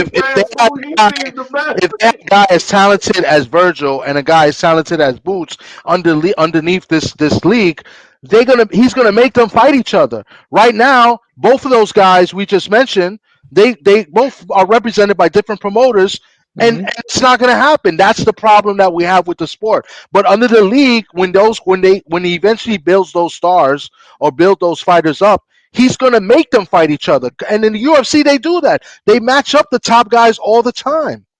When Terence Crawford fought, what's his name, Spence, they were both in their 30s. When Sugar Ray Leonard fought Tommy Hearns, one was 23, the other one was 27, or 24 and 27. You get the difference? Come on, man. That's where stuff at. Go ahead, Doug. Go ahead. I done argued about this for years. I agree with you. We agree, right? And my only problem is that so we're gonna take what, because this shit, like I said earlier, it's gonna take at least 5 years for it to be anything of substance. It's gonna take at least that, and you're still gonna have your top guys fighting these guys, these younger guys, the younger guys today. You're gonna have them fighting them for us to understand that. For I'm gonna understand anyways because I watch the sport, but for you're gonna have that happen. And if you're not gonna have that happen, then what we're gonna be looking at, I don't know what it is. I don't know what we're gonna be looking at, bro. See, that's what the problem is. See, that's what the problem is when you only pay attention to certain guys, you get focused on as these are just the best guys. I keep telling you, there's a lot of guys that don't get opportunities, and they could be better than Devin Haney. They could be better than Jerron Boots Ennis, but they don't get the opportunity because they don't have the backing. But the only way we will know that if they fight them, and he's not. No, they're not fighting them now. Exactly. Well, we done already agreed on that.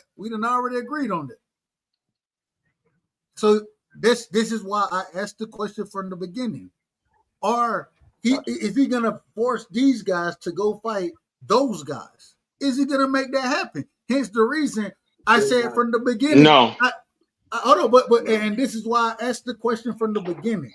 Correct me if I'm wrong. So when I broke down the G League versus the NBA, I broke it down that way for a simple reason, because you got to push them guys up against the guys that we think are the best. But he's not going to look at his league as no G League. He's going to look at his league as the league. And I can't sit here and say it's the greatest league or the best league when you're not fighting the best. No, that's what you're right. You're right. That's what he did. Two things could be right.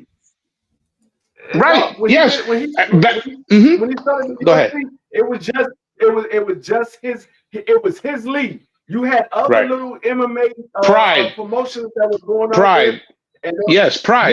Yeah, and Thank you. Just all he focused on was the UFC. I can't see it. Only reason I can't see it is because I have no clue. I'm not a UFC guy. I am. Back in the day, like you said, that Pride Fighting Championship was the biggest mixed martial arts league in Japan, and they had stars: Rampage Jackson, Bass Rutten, the Shamrock Brothers. They were there, and then eventually, Dana White bought them out. Yeah. He started his UFC league, and he was focused on his league. He had his guys. They was fighting amongst each other. They wasn't fighting none of the Pride guys. They wasn't fighting no other guys. They was fighting in the UFC. It was only my those question guys. is, And then he started bringing Gary in Shaw. My question is, and like I say, I don't know the UFC like y'all do. I say that respectfully. Y'all more. Y'all would give me a life lesson on that respectfully. I have no clue about the UFC. That's not my lane. But my thing is this. Okay. So y'all understand the UFC. Y'all understand what Dana White done did previously. How do you marry that with this league that he's starting and the guys? Because like I said, and correct, I want y'all to correct me. I'm putting a 5-year timetable on this. At least a 5-year timetable for you to have quote unquote stars in this TKO league. My thing is for us to know that they're the best, they have to fight the best. And none of these guys are gonna be in that league. So how do we marry this thing, in y'all opinion? How do we marry it to prove that you're the best? We know that they are the best of the TKO league. Right. We know that the same way, that's not what I asked. That's not what I asked. Listen, what I'm saying. I know what you're asking. I know what you're asking. They're not looking at it. They're not saying these are the best. These are the best guys versus those best guys. They saying these are the best guys in all of MMA. When he has his UFC, you have Belfort, you have PFL. He said these are the best guys, period. Whether you believe it or not, that's what he believes. There was guys that was in Belfort that I believe was better than some of the UFC guys. But he wasn't focused on them. He was focused on the UFC. But it's not going to make sense to me. It's not going to make sense to me because I don't know about it. It doesn't matter if it makes sense to you. It doesn't matter if it makes sense to you. This is what he's going to do. It does. I'm asking the question for it to make sense to me. That's I don't like to do hypotheticals, but is it in the realm of possibility that they could buy out Top Rank? Top Rank was rumored to be sold a couple of years ago. Bob Arum is. I mean, God bless Bob Arum and his energy, but eventually he's going to be pushing up daisies, right? And Todd DeBuff, is he a lifer like Bob Arum? I don't think so. So who's not to say that in 2 years they buy out Top Rank and they absorb them into this monster, which I think it has the potential to be just because of the fucking cash that they have behind it. That's a possibility. Let's get it straight. We're not saying that it's going to be a success.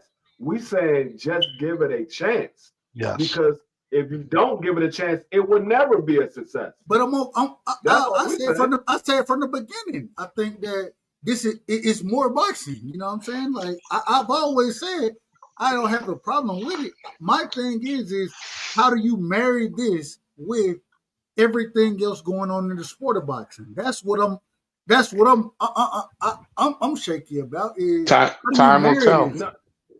I think time will tell. Time will tell, and I think you already seen success in other low end promotions. We said Pro Box, that's not a big time promotion, but they've been having some success. I mentioned Miguel Cotto Promotions. They've had some good success in Puerto Rico. You know what I'm saying? So like I'm not saying, it's going to be the greatest thing since sliced bread. It has a possibility that it could be, but time will tell. And then real quick, a comment, Queen, because I want to make sure I understand this. She says, how many times do I gotta say Dev said he wants the belt? Did he say he wants the Zuffa belt, that he wanted to be a Zuffa champion? Is that what you're saying? Because he said he wanted the Ring Magazine belt. He said he wanted that belt. Okay. I gotta say this. Zuffa belt. And real quick, I say this respectfully to your channel, and shout out to my sister. Hey, all right, keep coming at me. I'm gonna get out there now. I don't think anybody's getting at you, Dub, because you're entitled to your opinion. I just think I was like I was like you as well, but I'm just like I, if you guys have not known me by now, I like to see both sides of the equation. I like to see the other person's point of view, and the more and more like I said, hearing this topic, I'm kind of in favor of what's been going on.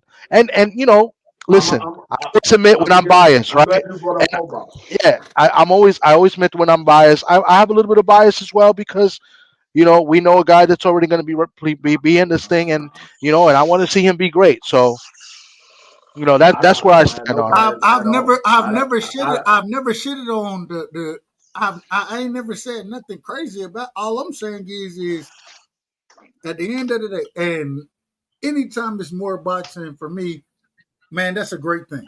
I love more boxing, right? Thank you. And I have no problem because I think it does help these younger guys. I think that them understanding what my pay scale will be, I think all of that is a great thing for boxing, right? I'm a fan of Nazi. They, like she, I'm a fan of Najee Lopez. I'm a fan. He from Georgia. You know what I'm saying? I didn't been at his fight. That's a whole nother. I don't want to get too far into it. All I'm saying is how did this whole situation, how does it marry in boxing? That's my real criticism of all of it. How does it marry in boxing? Because what you starting to what is the Zuffa belt, the ring belt. Um, I remember a time where the ring belt was the lineal championship, right?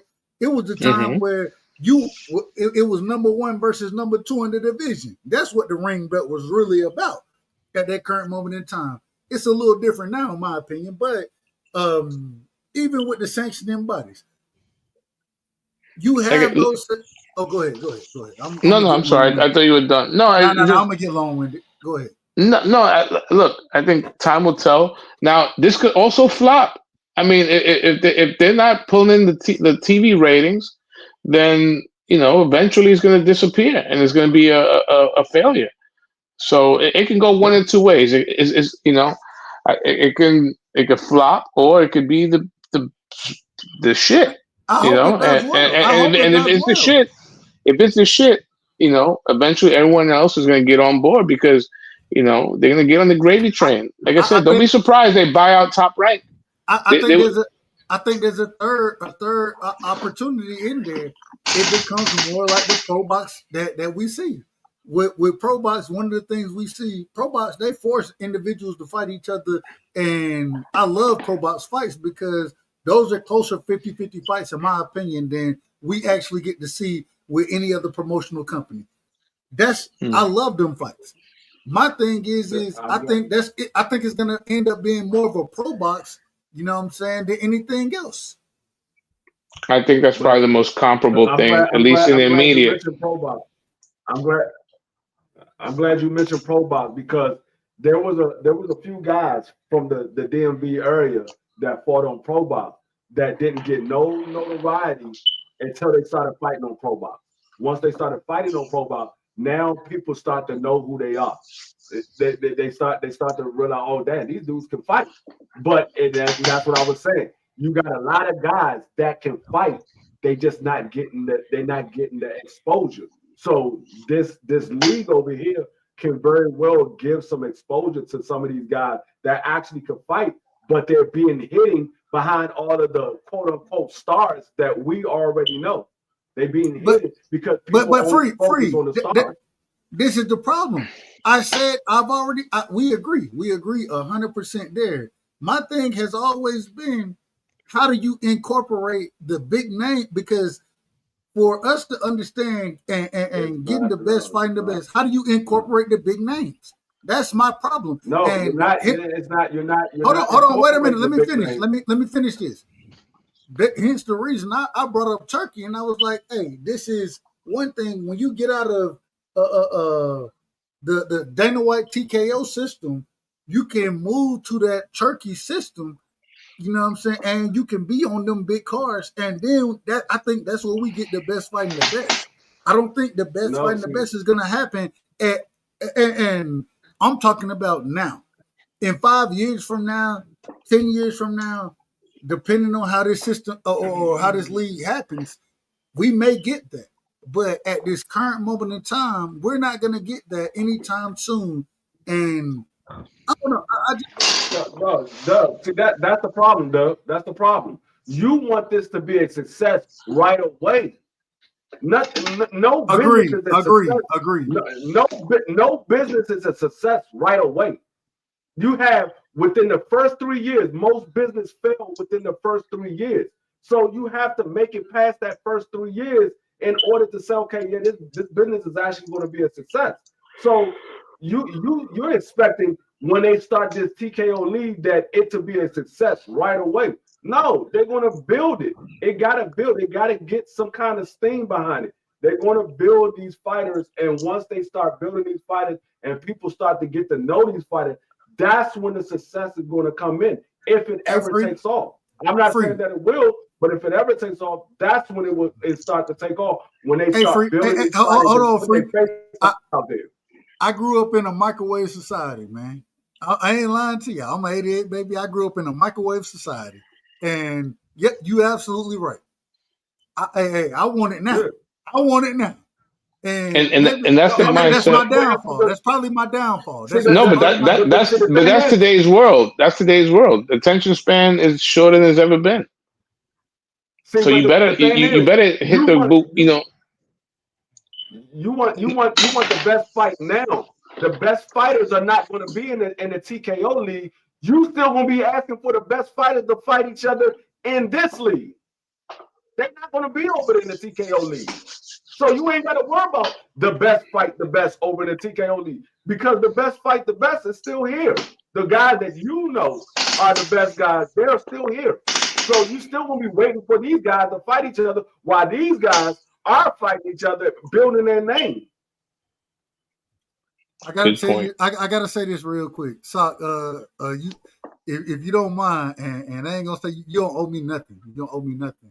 We gotta get an interview with you, brother, because I got questions. Respectfully, I say that respectfully, but I do. I'm a microwave guy. 88 baby. So when you, I want to see it now, and I don't think this gets us to where we need to get to in the sport of boxing today. I don't, like I said, 5 to 7 years is really my time frame on TKO, and then I can really judge it. I can't judge it today because I really don't know how it's going to play out. But I do have that microwave. It is what it is. Hey, I am who I am. But you know what? But you're not in the minority. I think the majority of people today are in that instant gratification. But there's also something else.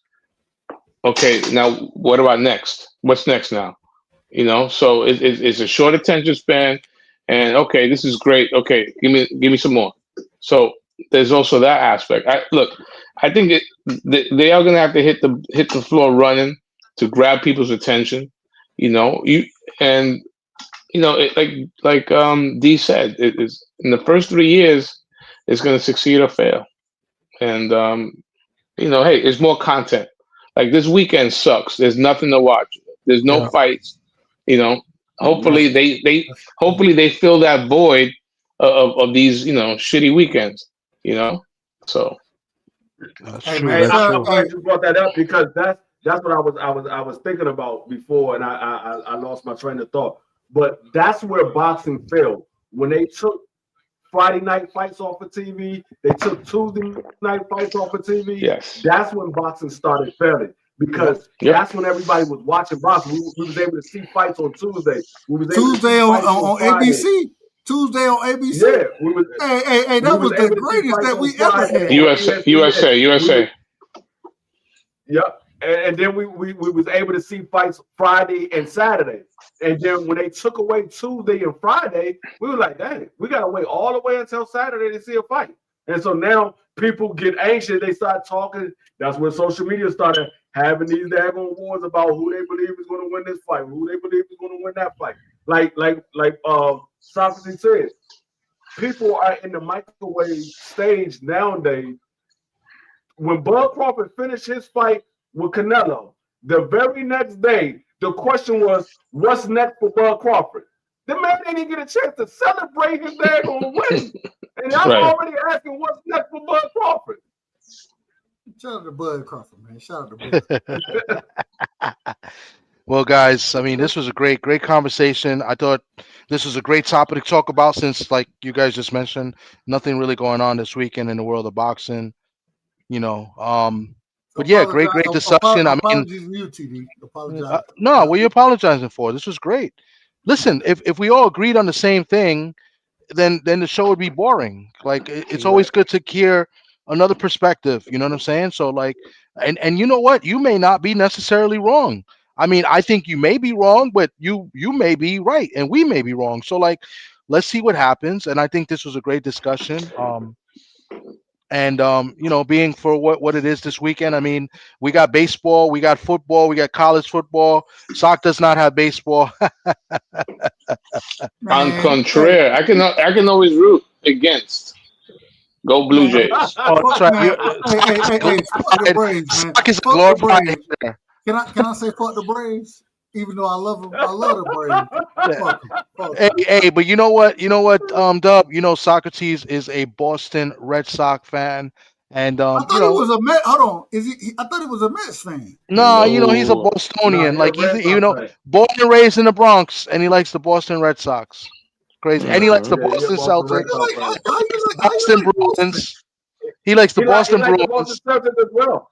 Yep. Mm-hmm. Man, Boston should be the last. Respectfully, I say this respectfully.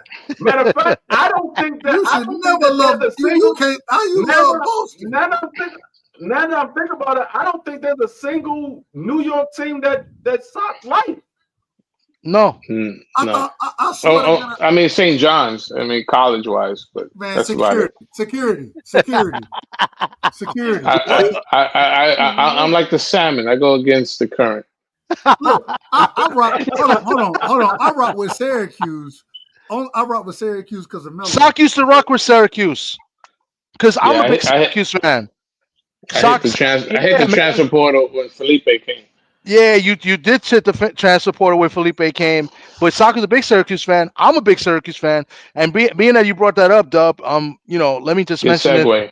Yeah, this is. I wanted to do a video on it. I may still do a video, but you know, rest in peace to my guy, my favorite college basketball player of all time, and not just Syracuse of all time. Because as being a Syracuse fan, I've seen a bunch of good Syracuse college basketball players: Carmelo Anthony, Derek Coleman, Billy Owens, but Lawrence Moten.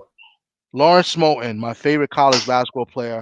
Rest in peace. He passed away at 53 years old. Oh, you know, that was my favorite college basketball player. Sock can tell you that. Sock knows me for close to 40 years.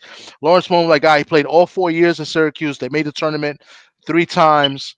You know, his last game was against Arkansas. Arkansas made the finals. You know, Arkansas was the defending champs, which we looked that up today. I couldn't remember that, but they lost to the Bruins that year, and Syracuse lost to Arkansas in overtime, and you know Lawrence Moten had called a timeout, giving them a technical foul when they had no timeouts left, therefore giving Arkansas the chance. I believe I thought it was to win the game, but it was to tie the game. Yeah, he did it. He did it. Chris Webber. He did a Chris Webber. Yeah. Oh, we ain't gonna disrespect Chris Webber. Nah, you don't disrespect Lawrence Moten, guys, because I'll kick you off. Don't play with me. He's from DeFreeze area. He was raised in the DC area from Washington DC. He played football and college basketball. He was a good football player, but he chose basketball, and he was a good quarterback, and I believe he was a good safety. And he could have played college football. He was going to go to Maryland, Sock, and I forgot who was on the Maryland team. Maryland had a monster. If he would have went to that team, you know, Maryland could have went far. I forgot who was on Maryland that was a monster that year, but Jim Boeheim convinced him to come to Syracuse, and he had a great career. He is the all-time leading scorer in Syracuse basketball. He was the all-time Big East leading scorer until 2019, where this guy from Marquette broke it. So that record lasted a long time. But rest in peace to my guy Lawrence Moten. Poetry in Moten. That's what they used to say. Poetry in Moten. Lawrence Moten. Yeah. With the high socks, that was his trademark. Socks, yep. The high socks, and yeah, man, he was he was easy buckets, man. He was just right 20, in the box score before the game started. So, Yeah, that's Yeah. why I'm a big Yankee fan. That's my team. Sock doesn't mess with the Yankees. I gotta give my last words before we shut this thing down. I gotta say this to Sock. Shout out to my brother Sock. Sock, Mhm. man. I say this respectfully. Hey, go ahead. We want to interview with you, brother. You gotta pull up on It'd be an BBO. honor. You gotta pull up on BBO. I got boxing questions to ask you. So It'd be an honor. Send the invite. yeah, I'm gonna tell BBO to get with TD because shit, Yeah, TD. yeah. Let me know the date, Hey, and then we'll get TD Sock don't fuck there. with he don't fuck with me. He don't fuck with me. You don't want to interview me? That's all good. I interview. Well, anyway, that's a We'll whole set it. other We'll set it conversation. up. But the do Sock's first. Sock's been around boxing for a long time. He's wrote articles. He's covered the sport in the media, and he's a coach. So Nah.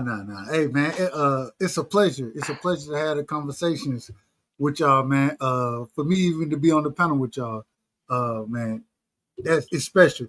I gotta say this though. I do have to say this, man.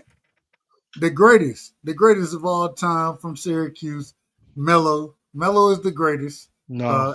Well, you can say whatever you want to say. TD, let me have my time. Let me have my time. I ain't never been a Syracuse fan, but I've always been a Melo fan. Man, that's my guy. Shout out to Melo. The greatest from and I'll tell you, it's like I want your thoughts on this. I'm a UConn fan. I'm a Georgia nigga, right? But I love Mm. UConn. You know what I'm saying? UConn. Hey. My two favorite players from UConn. I want to hear Mm-hmm. your opinion on this. Rudy Gay and Khalil Elamine. Elamine is, I think he the fattest, greatest point guard that we done seen. Respectfully to him.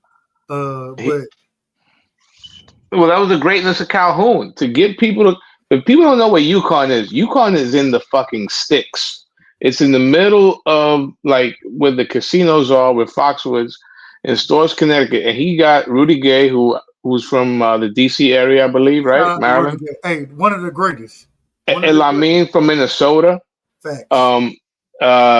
Fuck, I can't remember his last name. Robinson. He was on the championship team with my guy from the Bronx, Kemba Walker. So I mean, he would get players from all over, So I got a lot of love for UConn and Coach Calhoun. Hey, me It and was you, only we feel one the same. player on UConn. Top Always, three It was only coaches of one all player on time. UConn I ever liked on UConn, and that was Kevin Freeman, because that was my cousin. That's the only person I rooted for well, you are. until they went up. I saw Kevin Freeman play in high school. I saw Kevin Yeah, Freeman play in high school at Patterson Catholic. Kevin Freeman, I he was graduated in like '94 or some shit. He played with Tim Thomas in high school. I graduated in '94. I rooted for Kevin I'm a Freeman. 88 baby. I'm a 88 baby. I ain't graduated till 2006. So I ain't have a chance to watch these guys like that. No, I rooted for Kevin Freeman all the way up until they played against Merlin, against Juan Dixon and Lonnie Braxton. Hey, Juan Dixon was that guy. Juan Dixon was one of won them. that national championship. I was happy and sad at the same time. I was happy for Merlin, but I was sad for my cousin. Against my squad. As a Syracuse fan growing up, I hated UConn. I hated UConn with a passion. But Ray Allen, nobody mentioned Ray Allen as one of the best UConn players. And Ray Allen was a. Well, I think he's the greatest UConn player. Yeah. No, hell no. He ain't man. Ray Allen wasn't ever better than Rudy Gay. He can Get the shoot fuck better. out of here. You crazy. Get the fuck out of here. Hey, UConn. Here we go. Ray Allen was great. Jesus Shuttlesworth? He was great. Get the fuck out of here. Man, do you know what Rudy Gay can do on the court? Yes, I know. Rudy Gay played defense. Ray Allen can do on the court. And you might be right. Sock, you might be right. I ain't gonna lie to you. I know I'm right. I know I'm right. But Ray Allen with the dew point guard, Deron Sheffer. Man, get out of here, man. I'm very biased. I'm very biased. Only reason I'm biased, as a basketball player myself, I fashioned my game after Rudy Gay and Carmelo Anthony. Carmelo Anthony first. Rudy Gay was second. That's who I fashioned my game after. So I got a special type of love for them guys. And hey, it is what it is. I understand. And like I said, you're probably right. But Listen, I'm gonna argue with you about it because Danielle Marshall's another good one. yeah, man, yeah. hey, Melo is probably close, the best freshman I've ever seen. hey, I man. mean, in my era, him and Allen Iverson probably the two best freshmen. What year you respectfully? What year you were born? Man, it was 77. So I Oh, started no. watching. I go back to 86 when Syracuse lost to Indiana.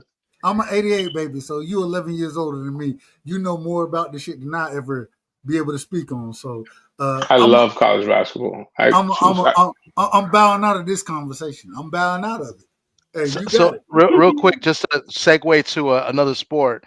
Dank Father wants to know. He's in shock. But Dank Father, before Sock answers this question, there's a lot of people from the Bronx that rock with with Boston teams, and Sock will probably give you the answer right now. Hey, he wants to know real quick. Shout out to Rick Timms. Hey, Rick, I got the real peace sign up right now, my brother. I got the real peace sign up. Hey, if y'all don't know about the real peace sign, go check me and Rick out, man. Salute to my brother, man. Go ahead. I apologize. So he wants to know how you from the Bronx and like Boston. What's the backstory? But so go ahead, Sock. The real backstory. I like most kids, I rooted for the team that my dad liked. And why is my father a Red Sox fan? Because his team back in the Dominican Republic is called Los Escogidos, the chosen, the Lions, the city. Escogido means chosen ones. Anyways, they wore a red uniform. So when my father came here in 1967, he gravitated to the Red Sox, and the Red Sox went to the World Series in '67 with Yastrzemski, and they lost to the Cardinals. And I rooted for the Red Sox ever since 1985. My dad took me to see the Yankees and the Red Sox. So I remember Dave Righetti pitched. Okay. And the reason is there's a lot of the Dominicans tend to. Oh, I was a Red Sox fan before. I was the first Dominican. Second, behind my dad.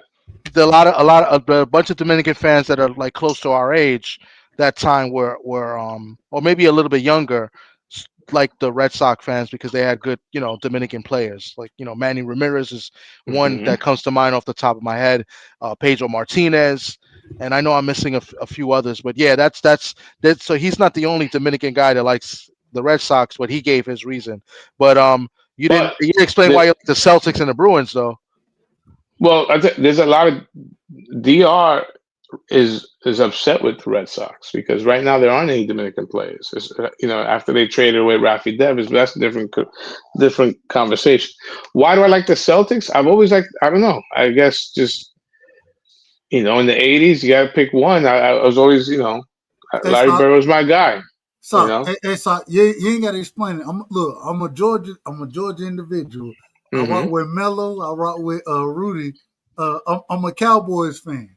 You know what I'm saying? So, it is what it is. It is, and the same reason. My dad, all my uncles, you know what I'm saying? They all rock with the Cowboys. So.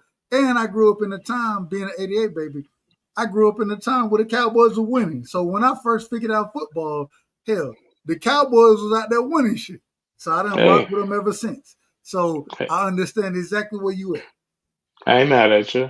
All my pro teams I've always rooted for. I've never switched up on a pro team. College, especially nowadays, I was a big Hurricane fan growing up. But, I hit the portal.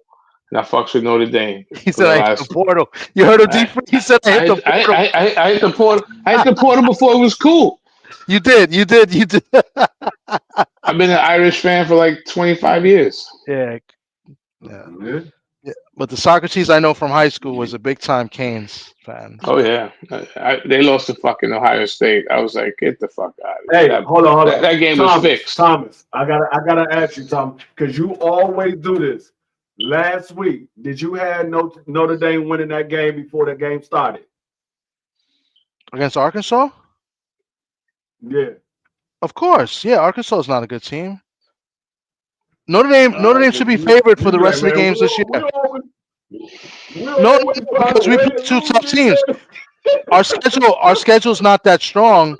Notre Dame should be favored for the rest of the games this year.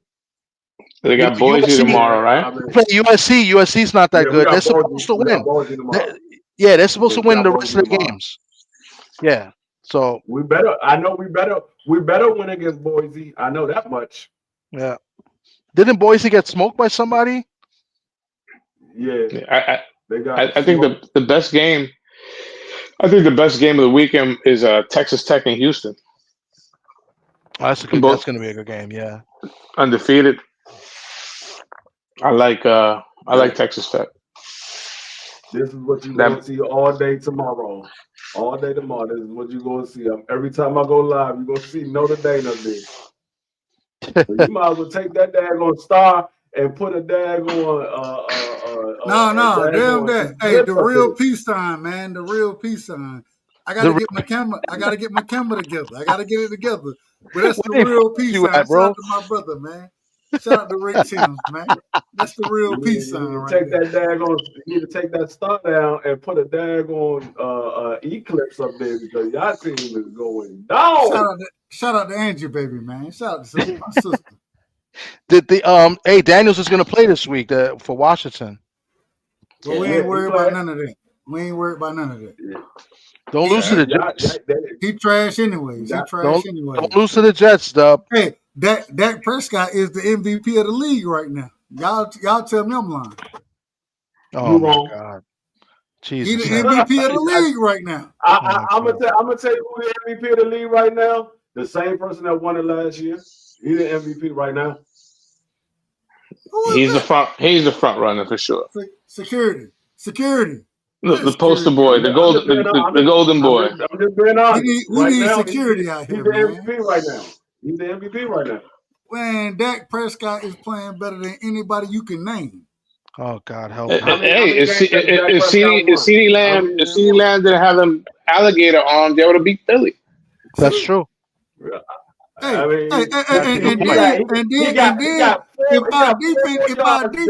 If our defense wasn't the worst in the league, we number 32 on defense right now. And Dak's still cooking out there. Dak's still cooking. Do you know what Dak Prescott's stats is? He has 4 more yards than the person that's right behind him. But the person that's right behind him has 5 more touchdowns than him. Who cares? Who cares? Dub, it's going to be a long season. Just hope you had a winnable game this week. You play in New Jersey. We're not making the playoffs. Yeah, but you play in New Jersey against the Jets. You're going to have a lot of Cowboy fans there. Oh, they're going to take that. Yeah. It's going to be like half Cowboy fans, half Jet fans. So that's a winnable game. If they lose to the Jets, we ain't going to see Dub We're all not week. making the playoffs. Man, I'm going to show up and show out, bro. We ain't going to see Dub all week. Hold on. When y'all ever seen me duck smoke? Y'all ain't never seen me duck smoke. Let me pause y'all for a minute. When y'all did like a month ago, maybe a month and a half ago, when D Free and Dub were doing their football previews, didn't the both of y'all say that Seattle was only going to win 5 games this year? We was out of order. Hold on. Hey, free. I got us, bro. Go ahead. First of all, I didn't say you was going to win 5 games. I got it right here. Because I knew somebody did. Somebody was crazy. I don't think we said 5.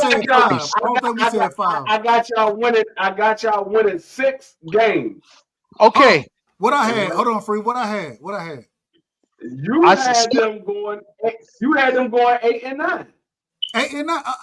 Who said 5? Somebody said 5 games. I said 8. No, it wasn't. Nobody said 5 games. What you heard was Marky Dan and Hot Rod said y'all was going to win 4-13. Motherfuckers, man. All right. I take it back. With 6 games, D3, 6 games. We already got 3. You out of order, D3. Yeah, you got See, 3. You got to hold win 3 on, more Tommy. before you can say You done you got to came win at me. 4 more before you can say D3 is out of order. You got to win 4 Hold on, more. you done won came 3. at me though. You I just got to gave win y'all 4 8 more. games. I gave y'all 8. I swear to God, if I go to those videos and I hear somebody say 5 games, I'm clipping it. I could have sworn one of y'all said 5. No. Free wrote it down. He wrote down all our predictions. I got it right here. All right, I take it back. I take it back. These are tough right here. 6 games is disrespectful. I got every game that we picked right here, and we got all the schedules, and I got every game. And then Dub had you at 8 and 9. I had you at 6 and 11. Marky Dan and Hot Rod had you at 4 and 13. Wow, we're gonna beat the Bucks this week too. All right. All I'm saying is don't put that on my name. Just don't No, put it on actually, my you name. know what? Actually, you know what? Y'all might win because Bucky Urban is out. Bucky Urban is out. We're gonna fuck the Bucks Hey up, man, don't put it on my name, TD. That's all I'm asking. Don't put it on my name. 8 and 9 is respectable. Y'all might. That game y'all did lose. Y'all did lose is in to the Seattle, Niners, right? though. Y'all did lose to the Niners. I think it's in Y'all did lose Seattle. to the Niners, though. Ooh, Y'all did lose to the cool. Niners, so it's not a given that y'all gonna win that game. Y'all did lose to the Niners. There's no gimmies in the NFL. There's no gimmies. I'm sick of that. True. All I'm saying is just don't put it on my name. That was head from a midget. D3. Hey, no, that was a low blow. It's a low blow. The thing is, the reason I brought that up is because Seattle is not the strong home team anymore like they used to be. They used to be real strong at home. They ain't what happened to the 12th man? Well, this year is different. This year they playing better. Last year, yeah, the 12th man was dead. But I ain't gonna lie. The 12th man got COVID. The 12th man got Darnold. Oh shit! Sam Darnold. Oh shit! I think Sam Darnold. Man, that was a good pickup right there. That was a good pickup. Well, we'll see what happens. But guys, and this was a great discussion on the Zuffa Boxing League or TKO League, whatever they call it. We got to interview. We got to have you on. We got to interview you, brother. Speaking of which, I appreciate it. I love it. I haven't forgot because Thomas told me that you picked the Raiders to beat us. You picked the Raiders to beat us. Yeah. Because you had, I guess, and I told Thomas, I said, he's banking on Marcus Mariota not being good. And I said, he must have forgot what Marcus Mariota did last year. When Marcus Mariota stepped in for Jaden Daniels. That man went 2-0 when he stepped in for Jaden He's not a bum. No, he's not. He's a good player. Gave up the game last week. I don't know. I hate when Joe Wick go into the zone. I'm like, dog, why are you going into the zone? You're just giving away yards. You got these men playing in zone, giving away yards. Every time you go to the zone, you give up big plays. Hey, Troy Graham, lock them down. Troy Graham, you saying the Ravens will be Super Bowl champions?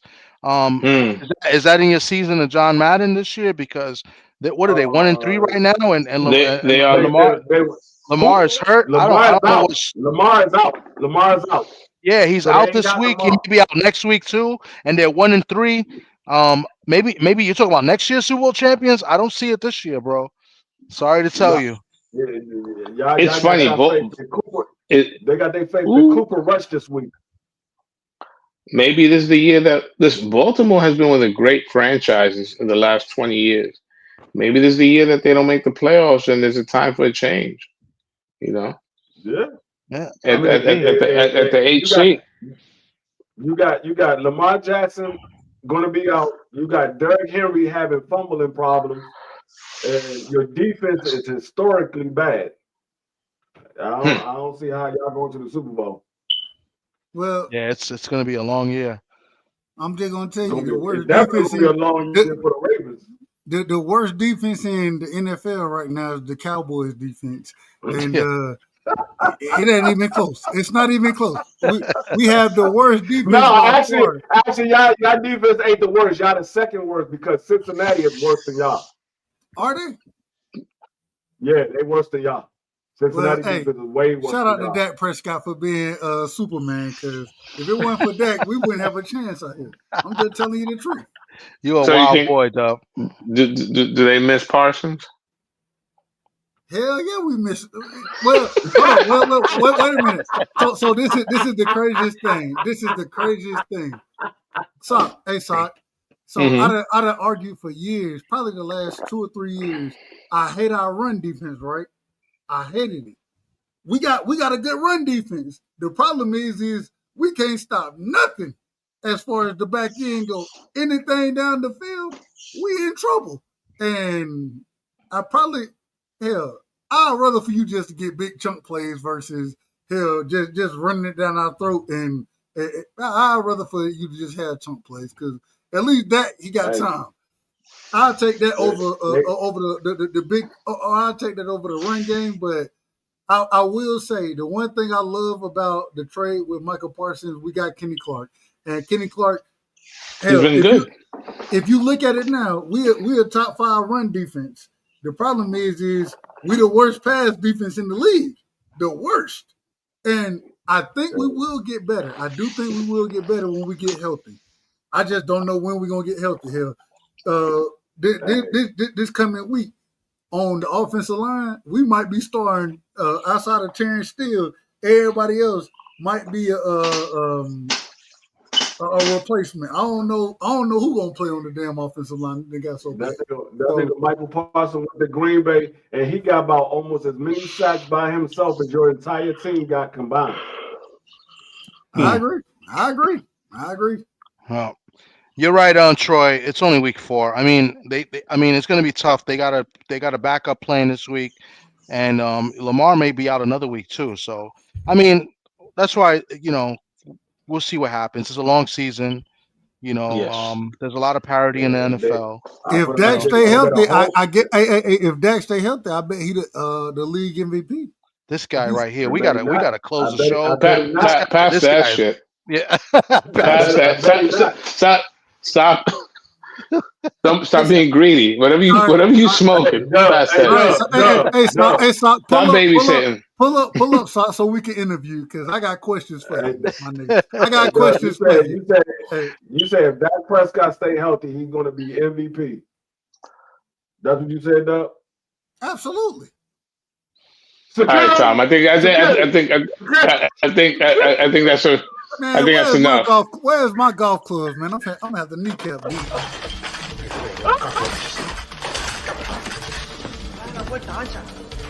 You want to play games? Okay. I'll play with you. Come on. Okay. You want to play with? Okay. Say hello to my little friend. You out of order, Dub. You out of order. Hey, man, love y'all. Appreciate y'all. And it's always good talking to sport of boxing with y'all. Man, brilliant minds up here. And y'all are some of the most brilliant minds that I could ever talk to here. Y'all know more about the sport than I could ever know. So love y'all and appreciate it, man. I appreciate you, Dub, for coming up. Thank you, and thanks for the kind words. And guys, if you're watching, go over to Dub Right Side. He has a great channel as well. They have great boxing discussions as well. So go check them out. Sports Talk Network in the building. And any final words, D Free and Sock, before we sign off? Let's go Fighting Irish. Let's go Irish. Let's save the season. Okay. We may go on live tomorrow. I don't think I could do 10 o'clock tomorrow. Sock, maybe we do our football picks. We'll do our NFL football picks maybe sometime tomorrow night. If y'all tomorrow night, I'm unavailable.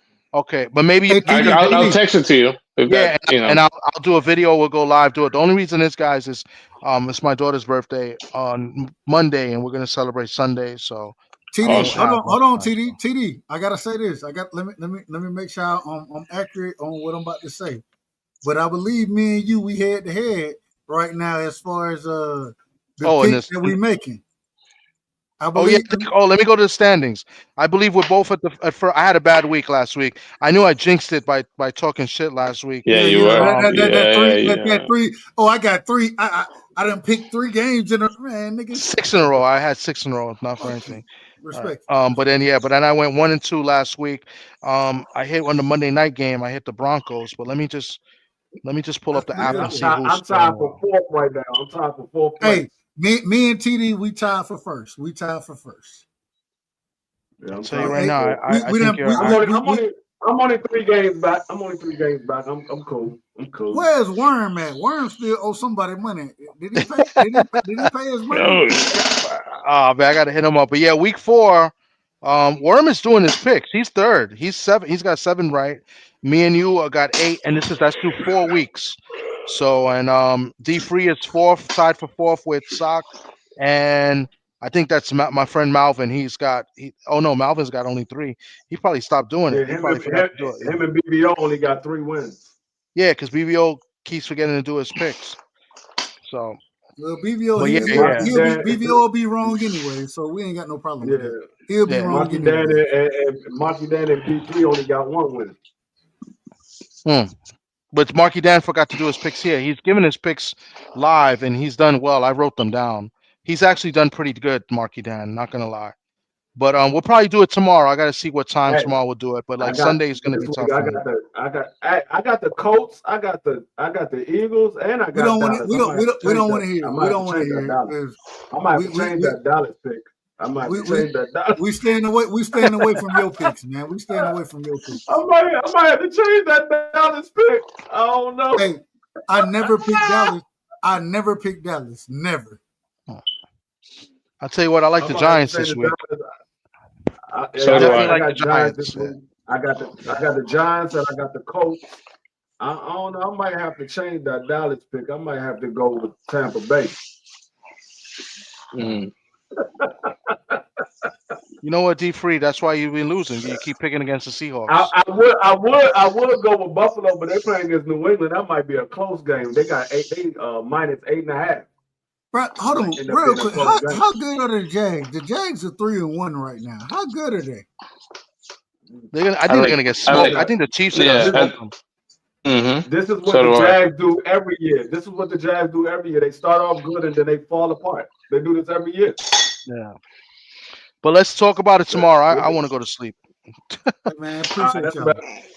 I appreciate dodgeball. I'm out.